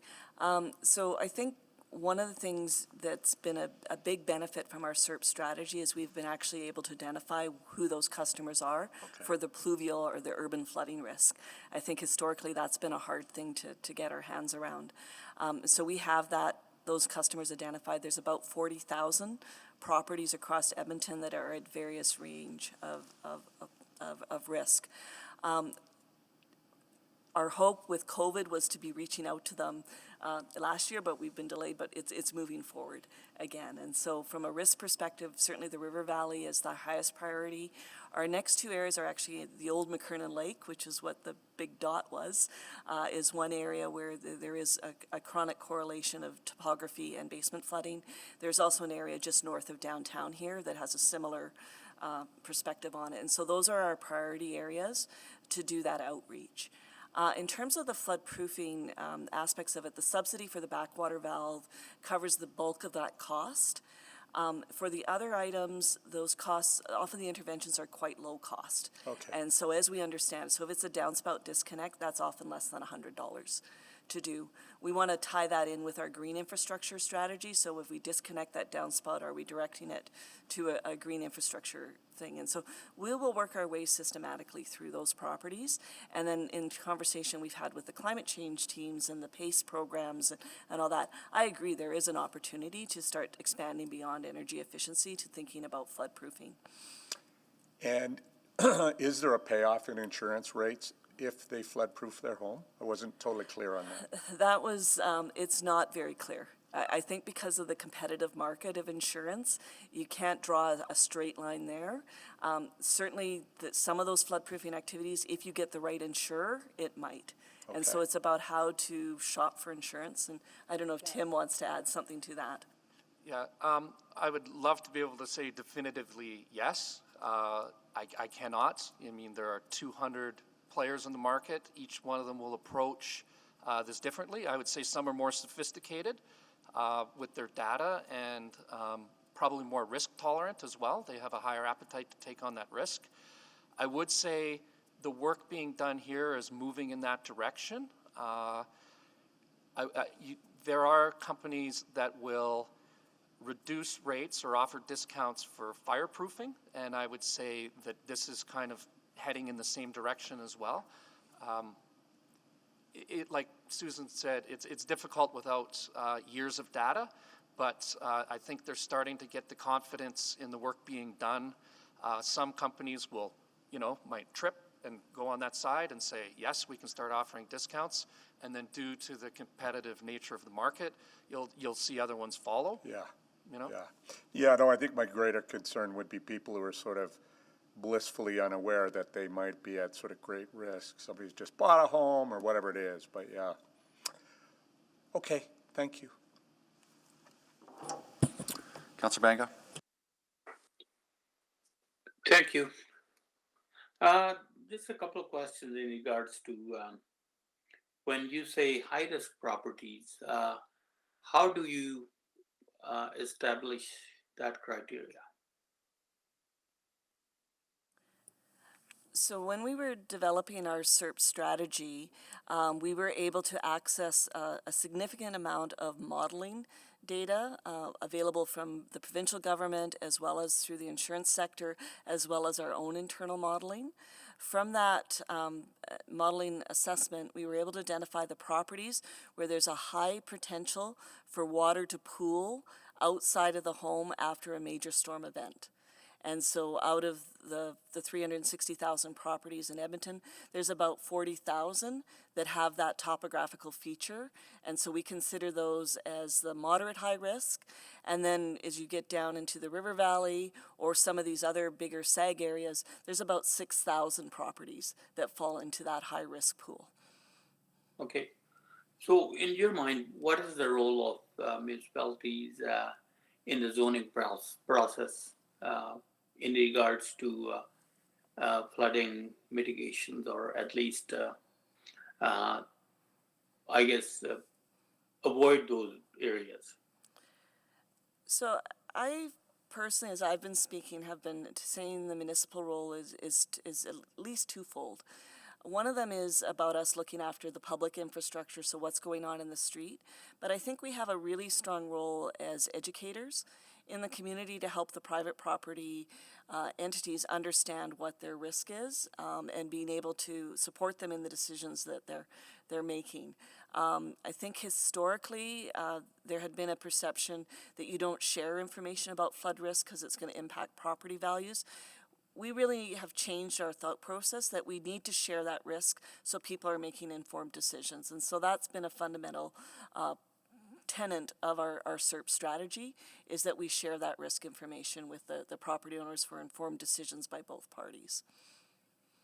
Okay, when somebody buys a property anywhere, is the risk of flood in that property or around that property, is that somehow can it be included in the initial documentation of sale, or is it not? Right now, I would say it's not, because those maps are not readily publicly available to that level of detail. Some of it ties to the lack of accuracy on the federal topography to do the analysis. But that is what the Insurance Bureau of Canada, through that national task force, is moving towards, to have more publicly available maps that provide that information. Okay, so at this point in time, if I'm buying a house somewhere, I don't know what I'm getting into. What what EPCOR has provided through our Serp strategy, we could say at a block level, so you know, 1 or 2 city blocks, we can identify that there's a risk in that area, but the level of accuracy to go down to a parcel data, we wouldn't be able to support that knowledge. Okay, so I couldn't approach you to ask, see if this house, wherever I'm buying it, is like, what is the flood risk there? That on individual property, that's not possible, is it? I would say that we do have customers that approach us, and we do answer their question, but we may not be able to give you a definitive answer. Okay, and I guess that's it for me. Thank you. Thank you. So firstly, the report is excellent across the board, so thanks everybody, and the presentation was as well. Ms. Bizansel, so, you know, these are just to confirm sorts of questions to start with. I can call you up as a homeowner, and someone will come out and inspect my backflow valve and my grading and look all around my house. Basically, the soup to nuts, what could go wrong in terms of inflow or leak. You know, I forget the term now, the leaking into the house. Inflow infiltration, yeah. Infiltration, of course. That's all covered in the inspection. That is correct. Okay, and then the way we're communicating that is it mainly through social media, or just remind me again, I know it's... So those programs have been in place since 2004. Right, the backflow ones, but the flood inspection has been in place since 2004. Okay. All we've done is enhanced the content. So we we promoted it, like the home shows, Get Ready in the Park. So lots of different things, but we're beefing up the communication. Could we promote it on other mailouts, like, for example, our tax notices and our tax bills? I don't know the answer to that. I know Anthony's online. Anthony, do you have the answer to that particular question? Well, Mr. Hodgson's here as the now top dog of finance at the City of Edmonton. So what do you think? Councillor Walters, that's something that we would have to do some research into. Okay. Can you do some research into it, please? Absolutely. Okay. Just to save a bunch of motions. I just think it's, you know, one way for you to follow up, and where we're communicating with the citizens on something that they definitely read, which is their tax bills. You know, one I completely did just do a blank on as well is we are participating with the Green Leagues program. Right. And so we've gone out and presented at 3 of them, I think, in terms of with industry community league members. Right. And then basically we can coordinate with them to do an event in their community. Good idea. It's still limited reach, I'd say. Like, so I just wonder if there's other ways where we could work with the city in terms of, you know, there are things that we communicate with our citizens about through mail that I do know they read. We would welcome that. Yeah, so worth thinking about. The other thing is the relationship with the industry associations, the home renovation industry, so, when you get a home renovation, why not do the things, are we ensuring, or are home renovators ensuring and contractors ensuring that they're doing the home adaptation, the flood-proofing kind of enhancements? Could that be part of the education to them, just like the home builders? Hopefully a new home is good, right? Yeah. It's not guaranteed that it is, but I just sort of enhancing their mindfulness or their attention that they provide to this particular opportunity. I would say for that particular group, I have not done outreach yet with, but would be more than willing to do so. What we have done, though, is we've done outreach with all the consultants in the city that are doing development. And so we've done 2-hour technical sessions on Serp with them as to how to incorporate this methodology in the design of new neighborhoods. So that's the more meta pluvial stuff, but the specific home by home. So specific home by home, we're not there yet. Right, so I think that would be a next step. And I'm not going to overload you with some sort of comprehensive motion about that today, other than just sharing my ideas from up here. But the other thing is the home. So we now have a home efficiency rating on a home. So you get like a walk score when you buy a home. You get an energy efficiency rating on a home, which we piloted here as part of the early days of our energy transition strategy. What about a flood-proof or flood-safe rating on a home? Is that something that's been discussed nationally? That is partly the Intact Center on Climate Adaptation, their methodology for flood inspection. That's what that does. Okay. And so by us following that methodology, we're in line with that. It's how it gets recognized by the insurers is the part that is still evolving, but we are in line with the best practices on how to do that inspection. Okay. The other piece is around these 3 pathways. So I can phone up. Is it true that I could call up my insurance company and say, I've done these 5 things to flood-proof my home. Here's proof of that. And I could potentially negotiate with them if they had a product. And if they don't, I could say, well, I'm going to go find a different company that does. Like, are we getting into that place where they're aware, they'd know what I'm talking about, and B, that they might actually engage with me in some sort of negotiation about a lower rate? I would say yes, Councillor. Okay. Some might, given the Intact Center for Climate Change is named after Intact, the insurance company. Yeah. There are some companies that are certainly leading the discussions around this, and like I said, thinking a little further down the road, more appetite for the risk. But what I have found on other things such as hailstorms is if you can generally work with insurers and talk to them, and then, particularly on the commercial side, they're very flexible on helping, keeping people's premiums down. They don't want premiums to go up either. So I would say, depending on the company, that's certainly discussions they'd be willing to have. Okay, I'm out of time. Councillor Banga needs a second, but I want to come back to that, and I'll be back in a second. Councillor Banga, go ahead. And just before you do, I want to make sure with the folks from EPCOR, we thought it would be okay for us to push through, because I think your item is just a summary, and I think we'll be good. And then on the waste stuff, I think we can just push through lunch and finish as opposed to taking the break. So everybody's head nods and thumbs up galore. Perfect. Councillor Banga, go ahead.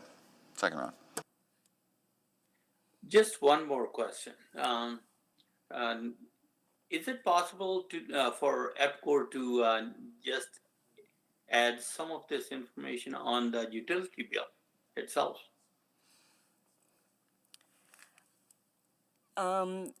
I think in the past we have done utility bill additional information. We also have a number of customers that no longer get a bill because they have electronic payment. And so all of our information is available on our website. And so there's lots of information for customers there as well. But we can certainly look at that. Thank you. Okay, so Mr. Morrison, I guess, I'm doing too many things at once. I forget what was I asking you about again? Sorry, it's getting late in the term. Is there then a way where, through your association, representing 90% of the people in the market, that there is, a criteria that, or maybe this exists, that if I was to call my insurance company, they're all like precisely aware of the things that I've done that matter.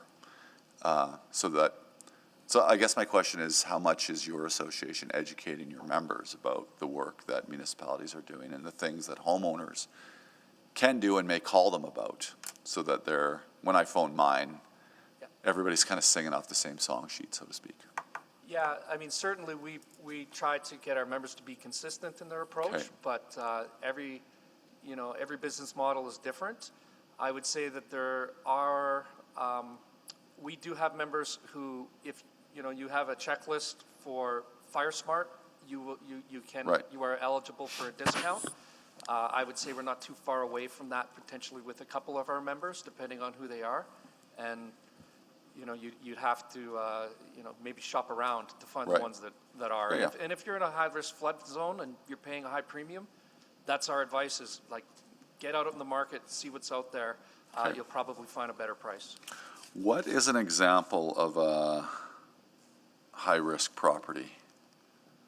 Like one next to the river, one that's in a sag, like? Any in this city, probably any most of the homes and anything with the last name Dale. Yeah. Yeah. So definitely the River Valley. Yeah. They definitely show up in there. But with the insurance flood maps that are out there, anybody that's in a large topographical sag, is if those brokers are purchasing those maps, they will pick up those properties as well. Okay, so it's clear to those it's getting clearer to those property owners, notwithstanding their blissfulness, but we're doing everything we can to communicate that to them. And I think another comment that I would add to that's in a lot of the conversations I've been having with other municipalities and other utilities, where they're like, oh, we don't want to share our insurance maps or our flood maps because we're going to impact insurance. What I've basically been saying is the insurance maps are already there and already exist. You're not hiding anything, and so they already know more than the municipalities do in many cases because of the modeling that they've done. And so they've got the data already. It's just whether that broker is accessing that data. Okay, good.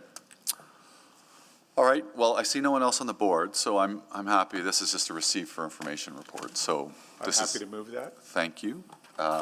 So anyone wishing to speak to receipt of information? I will just say thanks again. I've said it multiple times, but I feel like the culmination of this work over the many years has really positioned Edmonton through your leadership, Ms. Ansell and EPCOR and Mr. Morrison. You're one of the first awakenings I had to this, notwithstanding that my neighborhood was a perpetual flooder before I ran for office, and which is why I was eager to sit on this committee. But going to FCM and IBC's role there as an educator was always really important for municipal leaders and developing our understanding about what to do and why this was important. So thanks for your advocacy and leadership. Thank you, and to any councillor out there, our door is always open if you ever have questions or concerns from constituents. Okay, and to administration, we've done a great job on this, so let's put it on the tax bills, Chris. Okay. Councillor McKeon to close? Please call the vote. Please vote on receipt of information. I'm a yes. Display, my iPad went to sleep. Display the vote. Thank you. That is carried surprisingly unanimously. Okay, so if we're all good to just push through, I don't think we'll be too much longer with the next two items. I know we have one speaker. She's okay to, Ms. Monkhouse is? I haven't heard back. Ms. Monkhouse, are you still with us?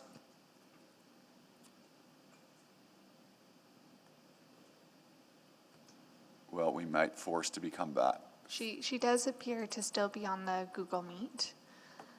So, Ms. Monkhouse, if you can hear us, our hope is that we can just work through lunch because we don't think these next two items won't take too much longer. So we'll deal with the EPCOR item, and if you could advise the clerks either way. If you're unable to, we, of course, are obliged to recess until 1:30, but let us know. items up next are the EPCOR, our rate filings, 6.4 and 6.5. Proceed.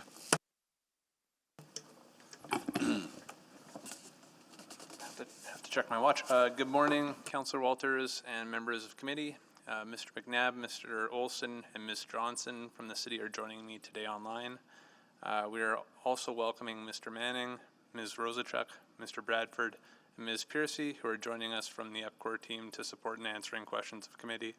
Mr. McNabb has a few introductory remarks to share, and I'll hand it over to him. All right. Thank you, Chris, and good morning, everyone.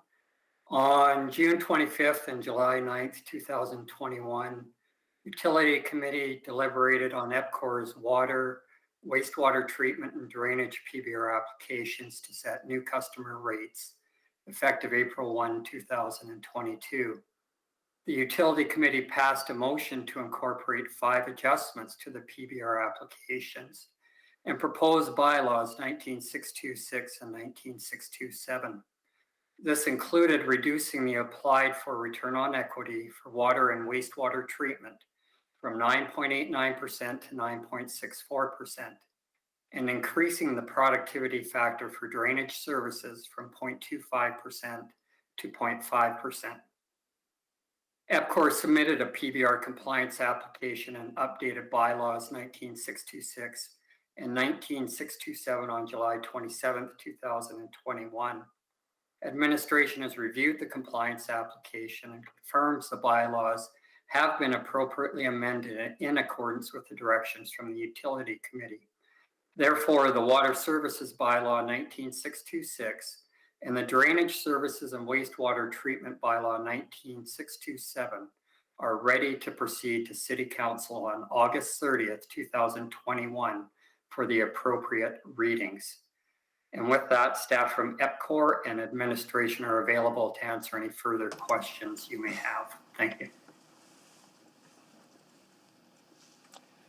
Well, thank you, and good morning, members of the Utility Committee. My name is Sean Bradford. I'm the Senior Vice President for Water Canada, and I'm just going to provide just a quick summary of the road that we've all taken to get here this morning. So, as Mr. McNabb mentioned, the company filed 3 individual applications, one for our water line of business, one for wastewater treatment, and one for drainage. The applications included numerous business cases for large capital projects, all the necessary supporting materials, and totaled over 2,800 pages that went into evidence. All of this information has been reviewed by City Administration, the City's consultant, Grant Thornton, the Utility Advisor, and obviously the members of this Utility Committee. It also included a review of the drainage transfer, and as part of this process, EPCOR responded to 132 information requests associated with the 3 PBR applications and 72 information requests associated with the drainage transfer. We want to thank City Administration, the Utility Advisor, and Utility Committee members for all of their effort on this. This was a large and heavy lift for all of us, but I think at the end of the day, the changes that we've incorporated that were brought forward by Utility Committee in their motion on July 9th landed us in a very good place. And from a customer perspective, when you look at the benefits that these PBR applications will provide, the company is committing to spend over $1.3 billion of investment on capital improvements. That's going to allow us to continue to ensure that we provide safe, reliable service for all 3 lines of our business. I think most importantly, it's going to allow us to continue the funding of the Serp and odor programs that I know are core to not only Utility Committee members, but the City Council. We are kicking off and moving forward with a flood hardening project to harden our 2 water treatment plants to a 1 in 500 year standard that I think will provide additional resiliency for our customers that are receiving our water supply.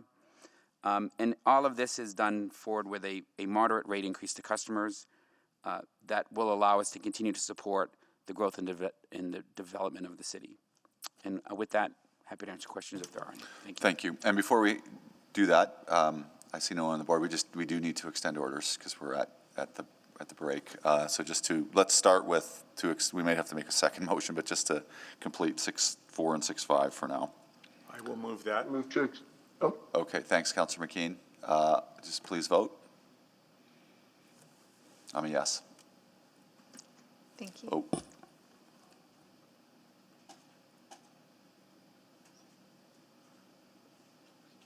She can't? Oh, okay. Well, maybe keep, is she still on the call? That's, display the vote on that, just to complete that. Okay, that's carried. Any questions of administration or EPCOR on this? And I did invite them to make sure that we got that summary. Mr. Beckett, do you want to opine or comment? I certainly agree with administration's conclusions. The compliance filings are quite appropriate. Okay. Okay, well, we have talked about it a fair bit, a monumental effort on EPCOR's part, so thanks to your team. This will leave this committee and head to council next week, thanks to our folks, Mr. McNabb and everybody. I see Councillor Banga on. Councillor Banga, did you have comments? No, I have questions, please. Okay, go ahead. Thank you. I don't know who's going to be answering this question. I have had a lot of inquiries in my office in regards to the cemeteries paying for drainage. I just want to understand what changed there. They did not do any new development, and I guess from 5 years ago to till today, what changed?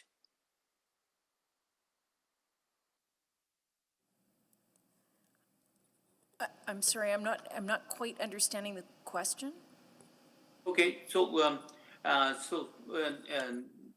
places like, let's say, for example, cemeteries, they are paying for the drainage now. Their drainage rates are up, or are they? Have they changed? So sanitary rates have gone up in the last 5 years at the cemeteries. Okay. So cemeteries were part of the effort to look at equity across the city in terms of the different types of properties and who was paying for sanitary rates and who was not. And so we've contacted the cemeteries, and I believe we were including that in the next round, were we not? So no change has been made in this PBR application. We have we recommended as part of our application that we do a complete cost of service study to determine the appropriate response to customer classes that had city ownership of some types of those properties and private ownership of others.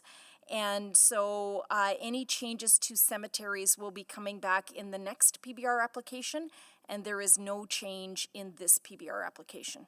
Okay, so they're not going to be getting... There will be no new charges as part of this PBR application, no. Thank you. That's all. Okay, thanks. Other questions? Seeing none. Councillor McKeon, would you mind moving recommendations in 6.4 and 6.5? I would be more than pleased to move the recommendations in items 6.4 and 6.5. Okay.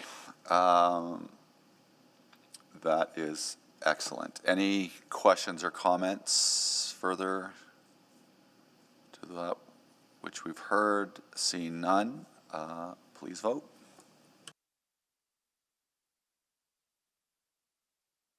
This is okay as an omnibus. Thanks. And we have 4 votes. Okay, display the vote. Okay, and that is carried and off to council. See you Monday. Okay, so here's a question.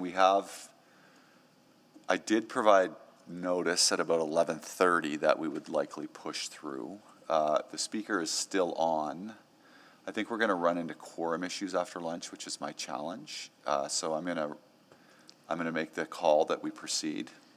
We have made every effort to Yeah. reach the speaker by email, phone, and have left a voicemail. Yeah, so you're comfortable with if we proceed, Madam Clerk?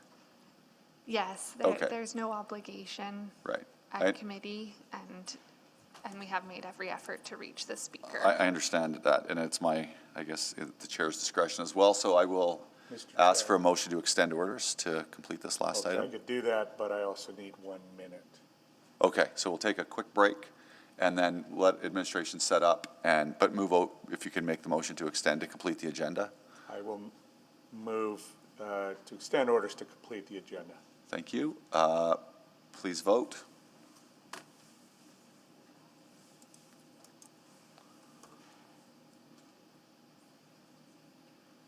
Display the vote. That's carried. We'll just, Mr. Jubenville and team can set up, and we'll be back in 1 minute and 30 seconds.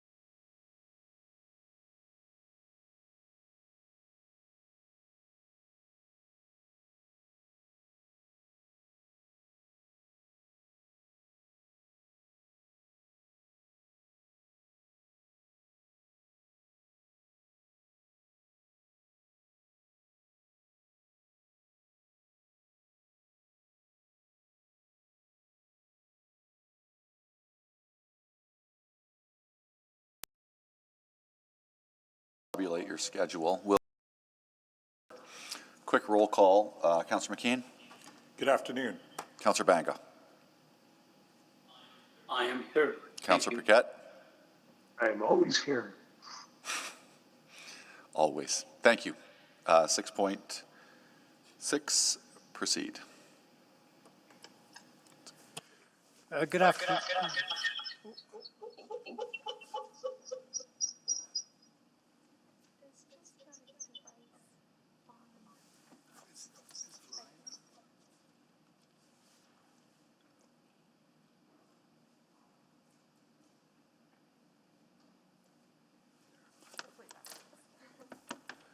Apologies, technology, sorry. Good afternoon, Mr. Chairperson, committee members, members of council. This afternoon we'll be presenting our Waste Services 2022 to 2025 business plan. With me for the presentation is Mr. Dennis Jubenville, our new branch manager of Waste Services. Next slide, please. The Waste Services business plan provides the strategic overview and planning focus for the next 4 years.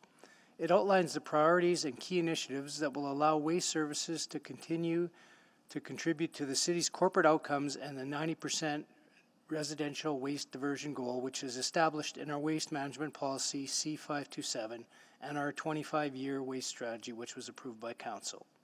At this stage of the waste strategy, implementation of programs has started, including the cart rollout with residential food scraps collection. This will help lead to quick, significant improvements in our waste diversion. Beyond that, Waste Services is working to ensure processing facilities are working as efficiently as possible to lay the groundwork for greater diversion in the near future. Next slide, please. In the next 4 years, Waste Services' overarching goals are to make transformational impacts, effectively manage the corporation, and deliver excellent service to our citizens. By 2025, Waste Services plans to take the following actions to contribute to these goals in alignment with the waste strategy. First, implement actions from the Waste Reduction Roadmap to promote 0% growth in residential waste generation per person. Secondly, to enhance the corporate 3-stream waste program. Third, to implement a mandatory source separation program for residents receiving communal collection. Fourth, to deliver an industrial, commercial, and institutional sector program strategy and business plan. Fifth, to transform service delivery, focusing on reimagined services, customer experience, and information technology to deliver stable and consistent utility rates. And finally, to enhance asset optimization and innovation. I'll now ask Dennis to walk you through the remainder of the presentation. Thank you, Gord. Next slide. The business plan lays out specific actions that will help keep waste out of the landfill. This includes working with residents on waste reduction and partnering with regional waste processors and industrial collaborators. Waste Services will also partner with community organizations to reduce the amount of waste produced in the first place. This includes working with the community on social issues such as food insecurity to ensure a healthy city for all Edmontonians. Alignment with the provincial government is planned as they work towards implementing extended producer responsibility. Currently, Waste Services has a variety of partnerships to advance its goals of diversion. This includes partnering with industry on the landfill gas to renewable natural gas project, regional partnerships for the processing of organics, and current and future opportunities and markets for refuse-derived fuel. Next slide. One of the key programs of the waste strategy is the Edmonton Cart Rollout, which will see 250,000 single-unit homes separating food scraps and yard waste by the end of this month. This program will help divert an additional 7% of residential waste from the landfill. For the multi-unit sector receiving communal collections, Waste Services is in the process of developing an alternative business model for collection that considers the possibility of privatized service within the public utility while ensuring the diversion goals of the strategy are met. Waste Services is also initiating the development of a strategy and business plan to increase waste diversion in the industrial, commercial, and institutional sector. The plan for this sector is to regulate and influence waste reduction initiatives and also to lead by example through the City of Edmonton Corporate Waste Transformation Program. Next slide. In order to divert waste from the landfill, it needs to be properly processed effectively. Facility upgrades and enhancements are planned to help increase diversion of all waste streams. Equipment upgrades to the material recoveries facility, where the operations are currently being contracted out to private industry, will help improve sorting recyclables, reduce contamination, and improve marketability. Waste Services is also partnering with local organics processing companies to quickly and cost-effectively add organics processing capacity. The reliability of refuse-derived fuel facility is also being enhanced, and various opportunities are being explored for refuse-derived fuel, including local markets for heat, fuel, and electricity. Additionally, Waste Services is pursuing market opportunities for the various waste byproducts such as aggregate, compost, and renewable natural gas. Next slide. Waste Services is working with researchers and private industry to help develop innovative solutions to help divert more waste from landfills.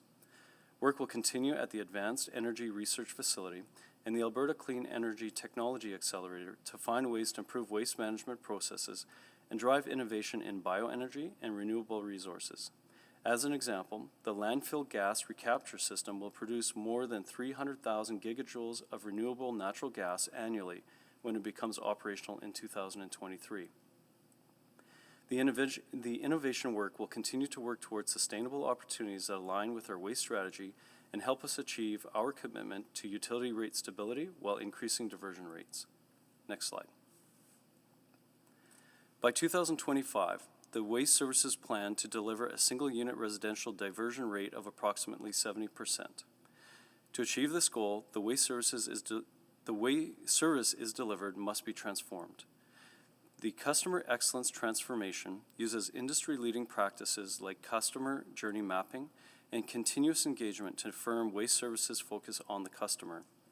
A new data portal will be developed with the goal of having accurate and timely data available on demand for operational efficiency, reporting, and analytics.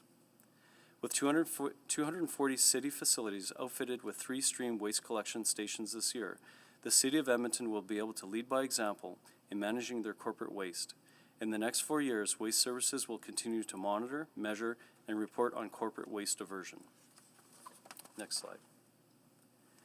Stable and consistent utility rate increases remain a focus for the next 4 years. Increased efficiencies and the ability to earn revenue from the sale of waste byproducts and additional revenue from leasing of underutilized assets, such as the Advanced Energy Research Facility, will help achieve this goal and ensure the utility is financially stable or sustainable while increasing diversion and maintaining stable utility rates over the long term. The capital program remains a priority with planning and delivery improvements focused on capacity. Some examples of that work include approved upgrades to the material recoveries facility, refuse-derived fuel facility, and mobile equipment renewals. Waste Services will also continue to measure overall success by using key performance indicators in 4 areas: customer excellence, operational excellence, financial accountability, and organizational excellence. Next slide. Low and stable rate increases are in the forecast. The rate outlook for 2025 anticipates the cost of citywide organics collection and processing, planned and approved upgrades to the material recovery facility, organics processing using contractors under a distributed regional model, and proposed organics processing facilities. Continued focus on asset management, capital investment to convert landfill gas to renewable natural gas, and anticipated revenues from the sale of renewable natural gas starting in 2023. Next slide. The City of Edmonton Waste Services covers a variety of programs and services, from waste collection and drop-off to processing, education, amortized costs, and more. With the introduction of variable cart size rates in October of 2021, residents will be able to choose the waste cart size that works best for their household and will be motivated to reduce and separate waste at home. Waste Services will continue to look for market opportunities to increase non-rate revenues through collaboration, innovation, and partnerships in the region. The 25-year waste strategy follows a zero waste framework where the focus is on constantly striving to improve. Within this 4-year business plan, Waste Services will place significant focus on improving the diversion rate. Work will also continue with residents and companies to focus on generating less waste and improving recycling habits. Through these combined efforts, we will continue down the path of meeting environmental goals established by our community. Next slide. That concludes the presentation. We would be happy to answer any of your questions.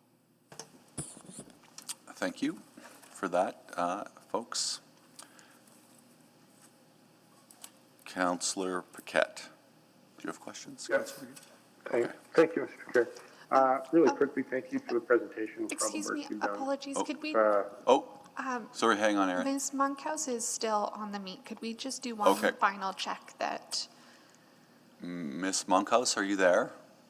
Yes, I'm here. Oh, you don't know how relieved we are to have found. I knew you wanted me here today, so I thought I should come and do something. Okay, right? so Councillor Paquette, just hang tight there. We'll hear from Ms. Monkhouse. You've been here before. You have 5 minutes. And I will. Okay, ready, so take it away. set. Well, good afternoon again, everybody. Thanks again for allowing me the opportunity to speak to this committee. Parliament members are not just private, but publicly funded groups as well. We represent numerous single unit owners with 1 to 9 units, smaller multifamily operators, larger multifamily operators, and some of the affordable community housing sector like Savita, E4C, Jasper Place Wellness, Homeward Trust, and Right at Home Housing.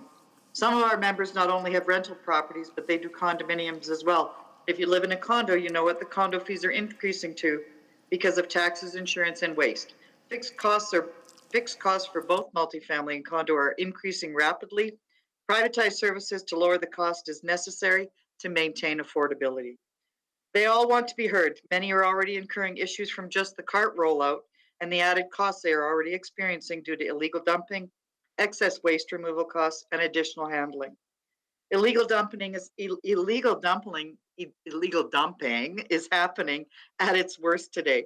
Our bins are filling quickly, and we had asked in the past of the administration to monitor that.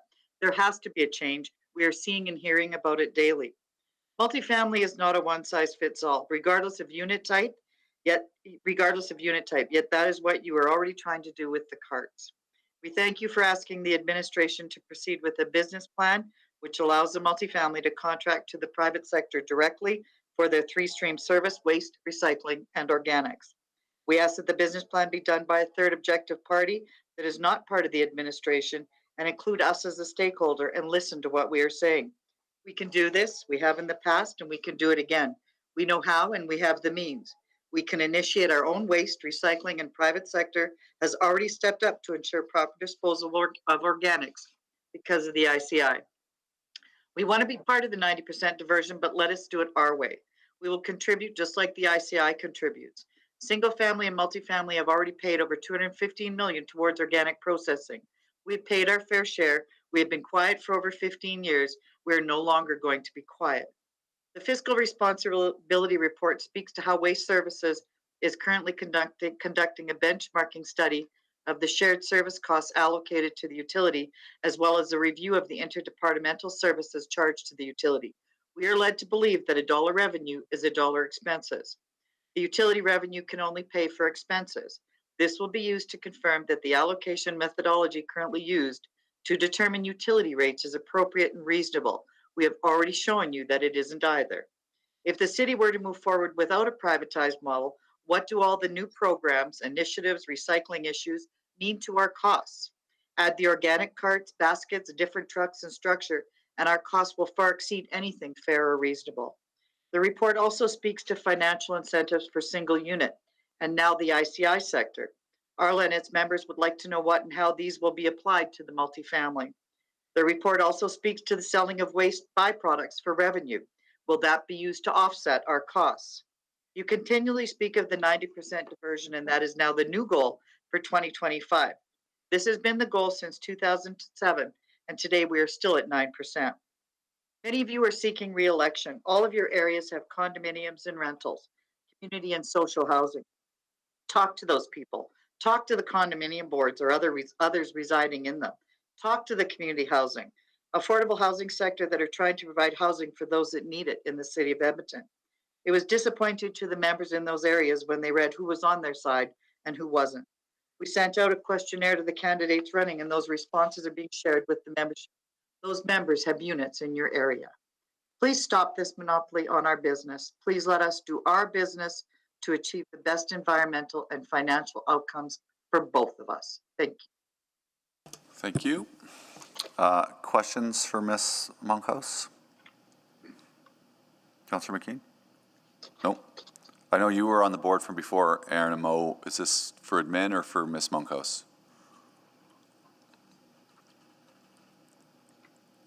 Councillor Admin for me. Okay. Councillor Banga? Admin? Yes, Ms. Monkhouse, I have a couple of questions for you. I know your group, of course, financials are involved, and they want to be part of 90% diversion goal even. Yep.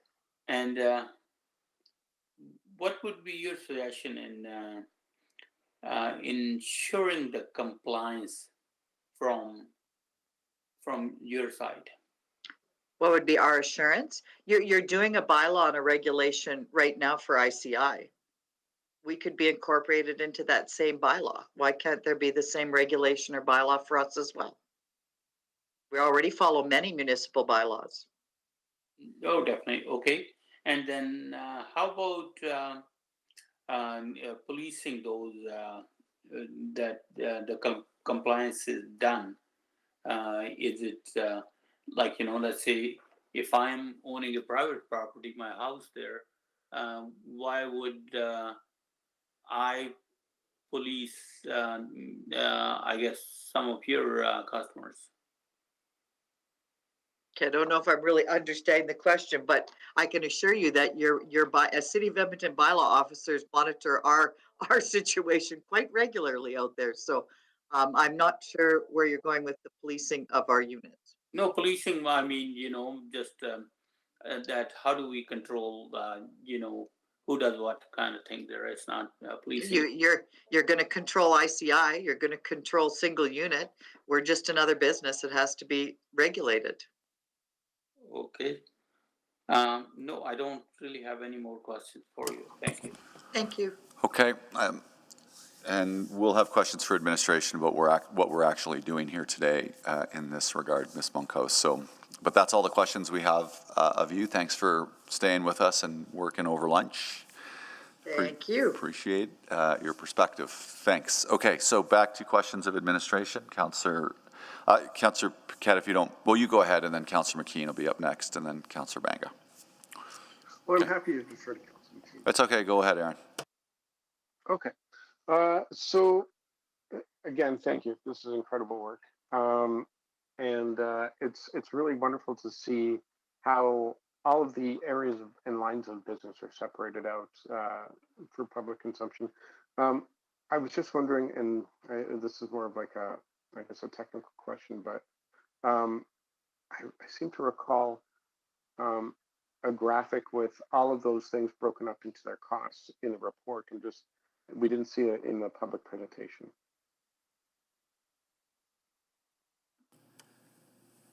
So but you know what? That's okay. I'm going to move on from that.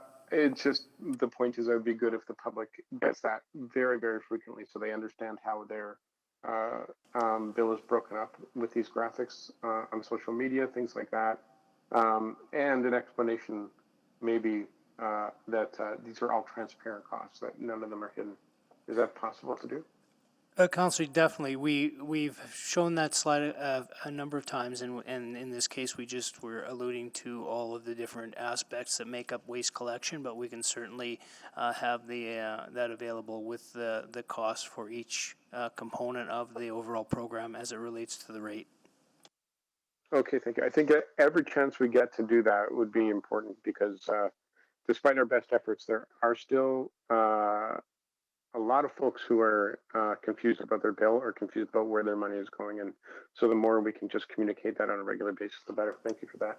Okay, and then my next question is about yard waste. there was a bit of emotion last week that didn't really go through, and I'm wondering, I don't even think that motion was even necessary as far as instructing you, because I think that you were already being responsive to public input on how yard waste is being collected. Is that correct?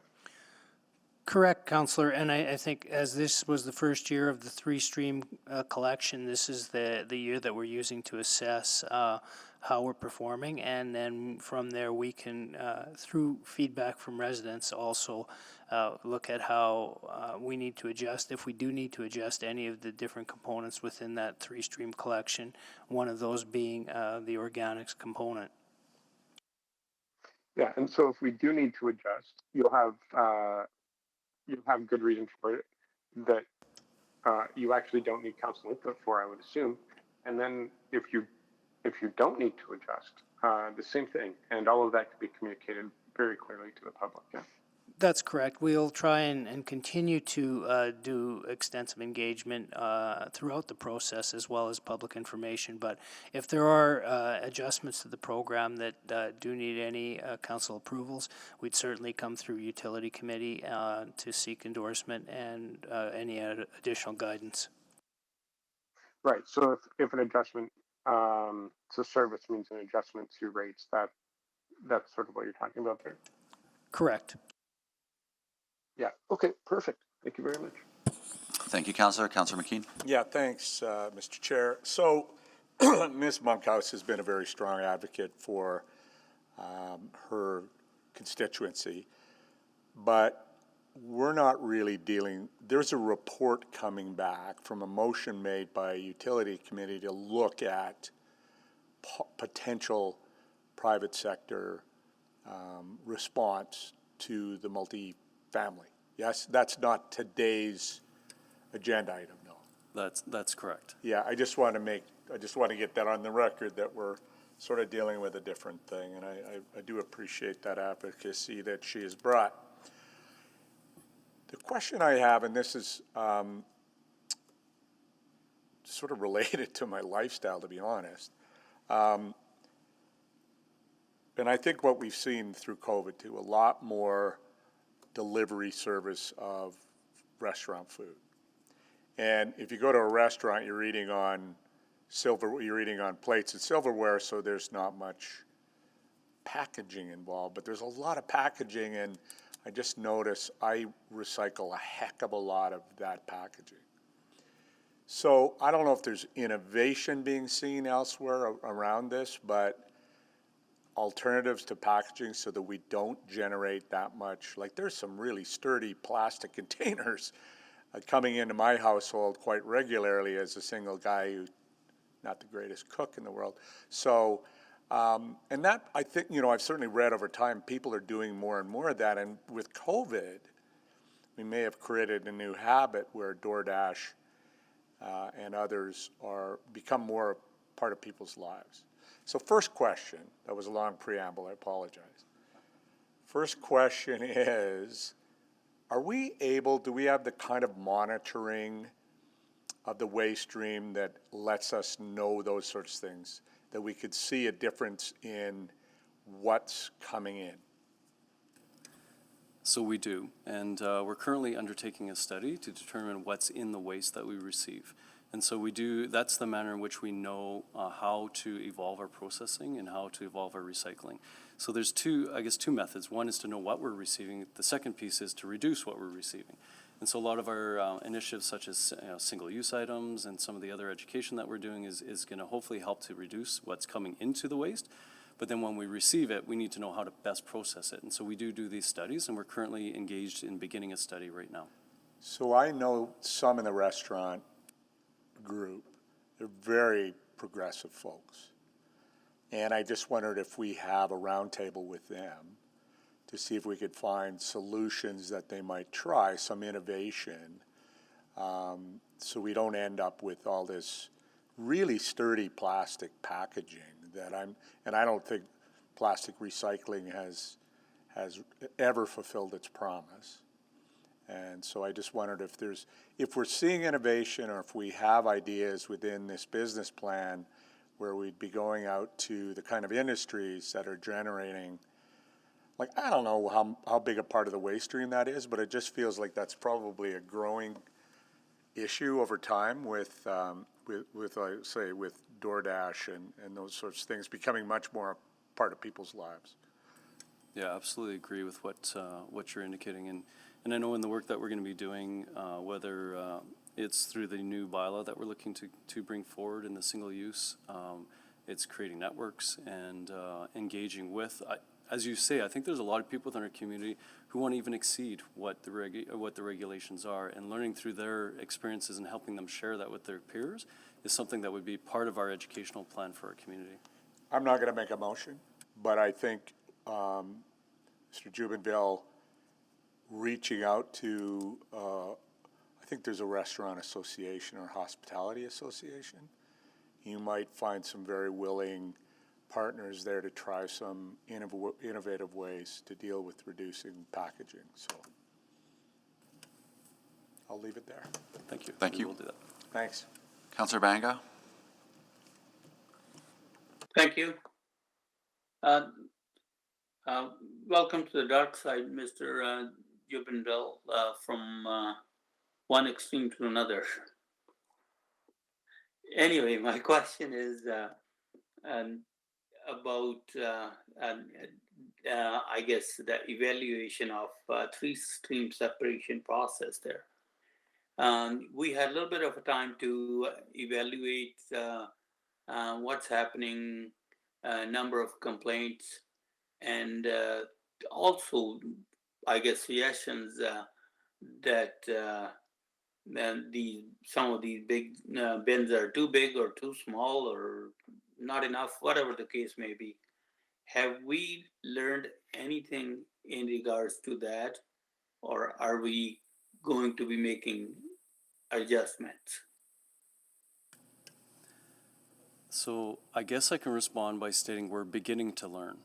And we're in the process of our rollout, and maybe I'll take this opportunity to state that on August 31st is our very last phase of the cart rollout, and then the single unit sector will be fully in line with our cart rollout program. And so with that, we are now going to be able to start to collect data more effectively, because we have everybody in the same platform, in the same system, with the same opportunity to divert their waste with the systems that we have in place. So are we there yet? Not yet. Can individuals select the size of black bin that they want? They can. And we as a group are going to continue to monitor what's coming in. And from there, hopefully in the coming months and year, we're able to better understand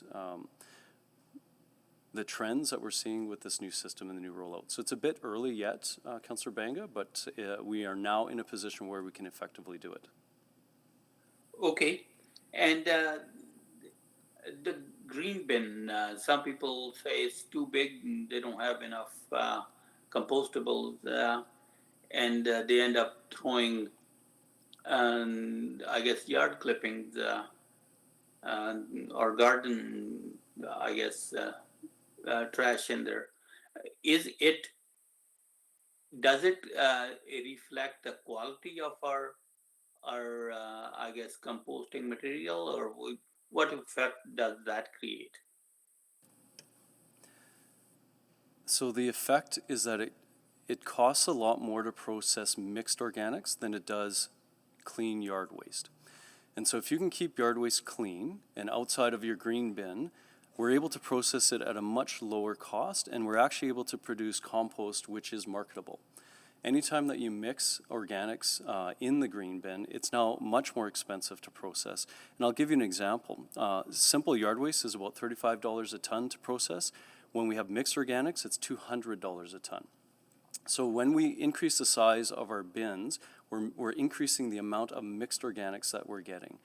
If we enable people to use their yard waste, and we pick it up in the spring, we pick it up in the fall, and then mid-year they can come to the eco stations and bring it there, or if they have any local yard maintenance people within our community who have small businesses who want to bring it away for them, they can bring it for free to the eco stations as well. Now that keeps it clean.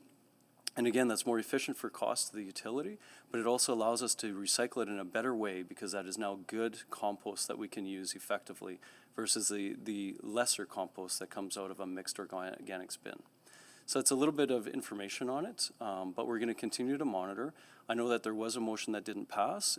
We hope to bring back to council our learnings, some more education in the spring, and then when the full cart rollout occurs and people's habits in the way that they deal with their yard waste continue to evolve, we're able to have a better understanding.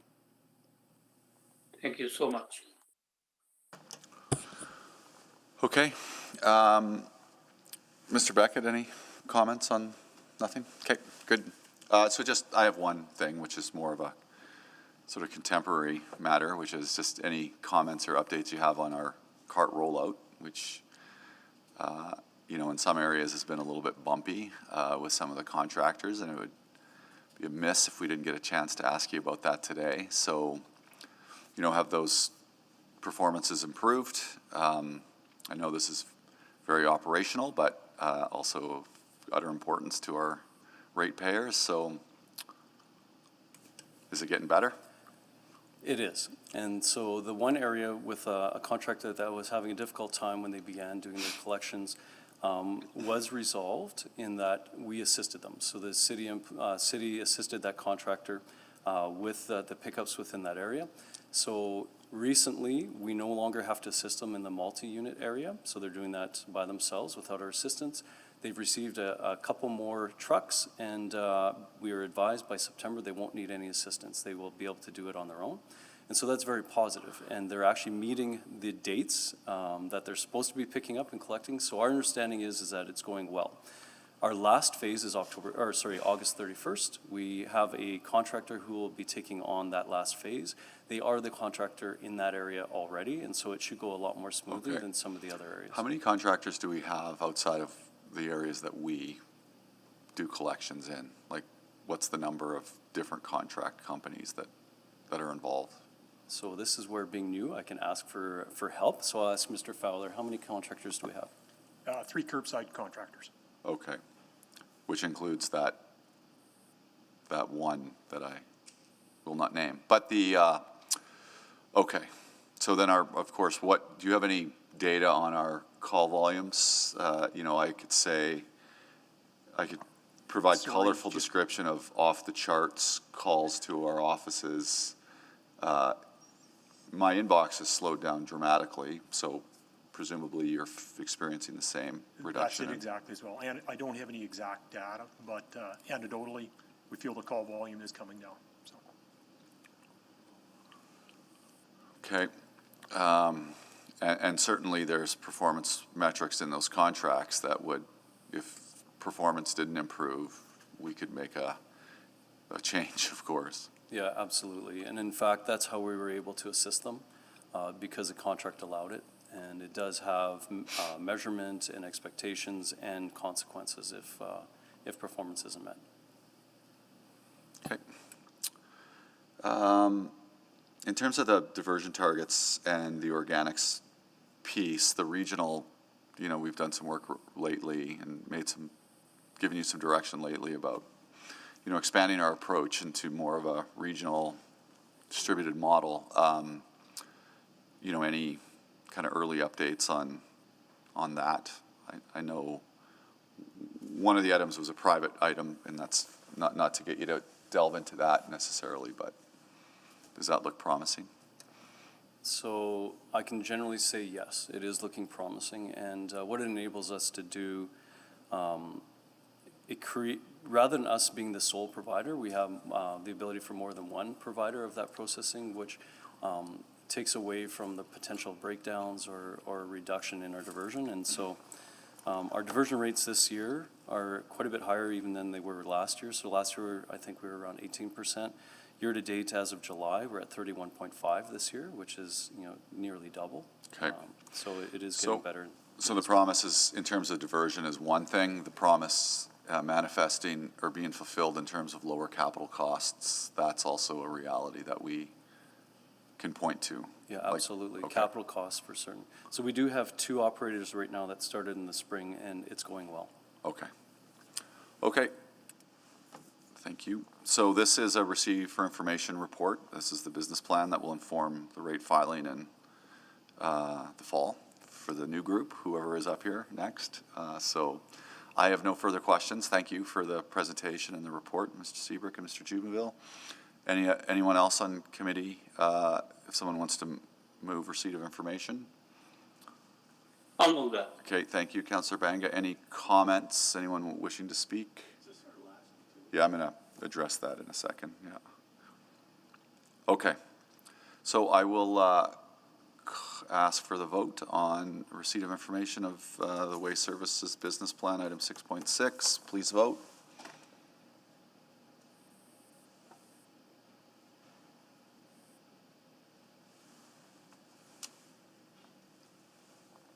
Display the vote. And that is carried. You know, I didn't call for council inquiries earlier. I forgot, but I can't make any anyways, so that's probably why I didn't. Subconsciously, I knew not to. And there are no motions pending. So I do want to, before we adjourn, say that this is in fact the last utility committee meeting of this term. After 8 years, this is my last utility committee meeting as well. So I did want to thank, firstly, although he's very likely not listening, Councillor Henderson, whose leadership on this during my time here was exceptional. He was a very capable regulator who I learned a lot from. And this term, thanks to Councillor Paquette and Councillor Hamilton, who have been the longer standing members, and then Councillor McKean and Banga, for your diligent hard work. This committee adds a significant amount of reading on the weekends when we have committee meetings, which are not as frequent, of course, as our other standing policy committees. But this, you know, I think it's worth noting the amount of extra work, reading, and very complex reading and understanding that's required to be a regulator and serve in this role. So thank you to everybody on this committee for the hard work. I appreciate it immensely. I'm nodding at all of you through Councillor McKean, who's the only person I see, and to the administration in Waste Services. We've gone through quite a run over the last 8 years. It's been a real challenge.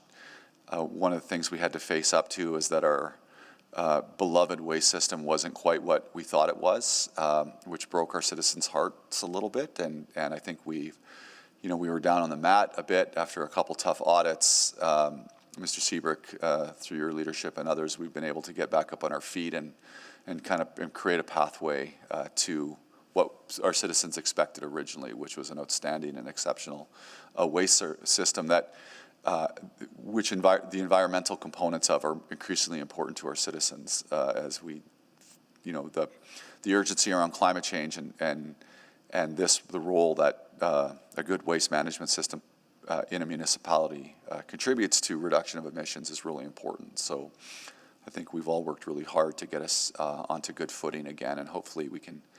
I do believe we've handing off something to the next council that is quite good and quite hopeful.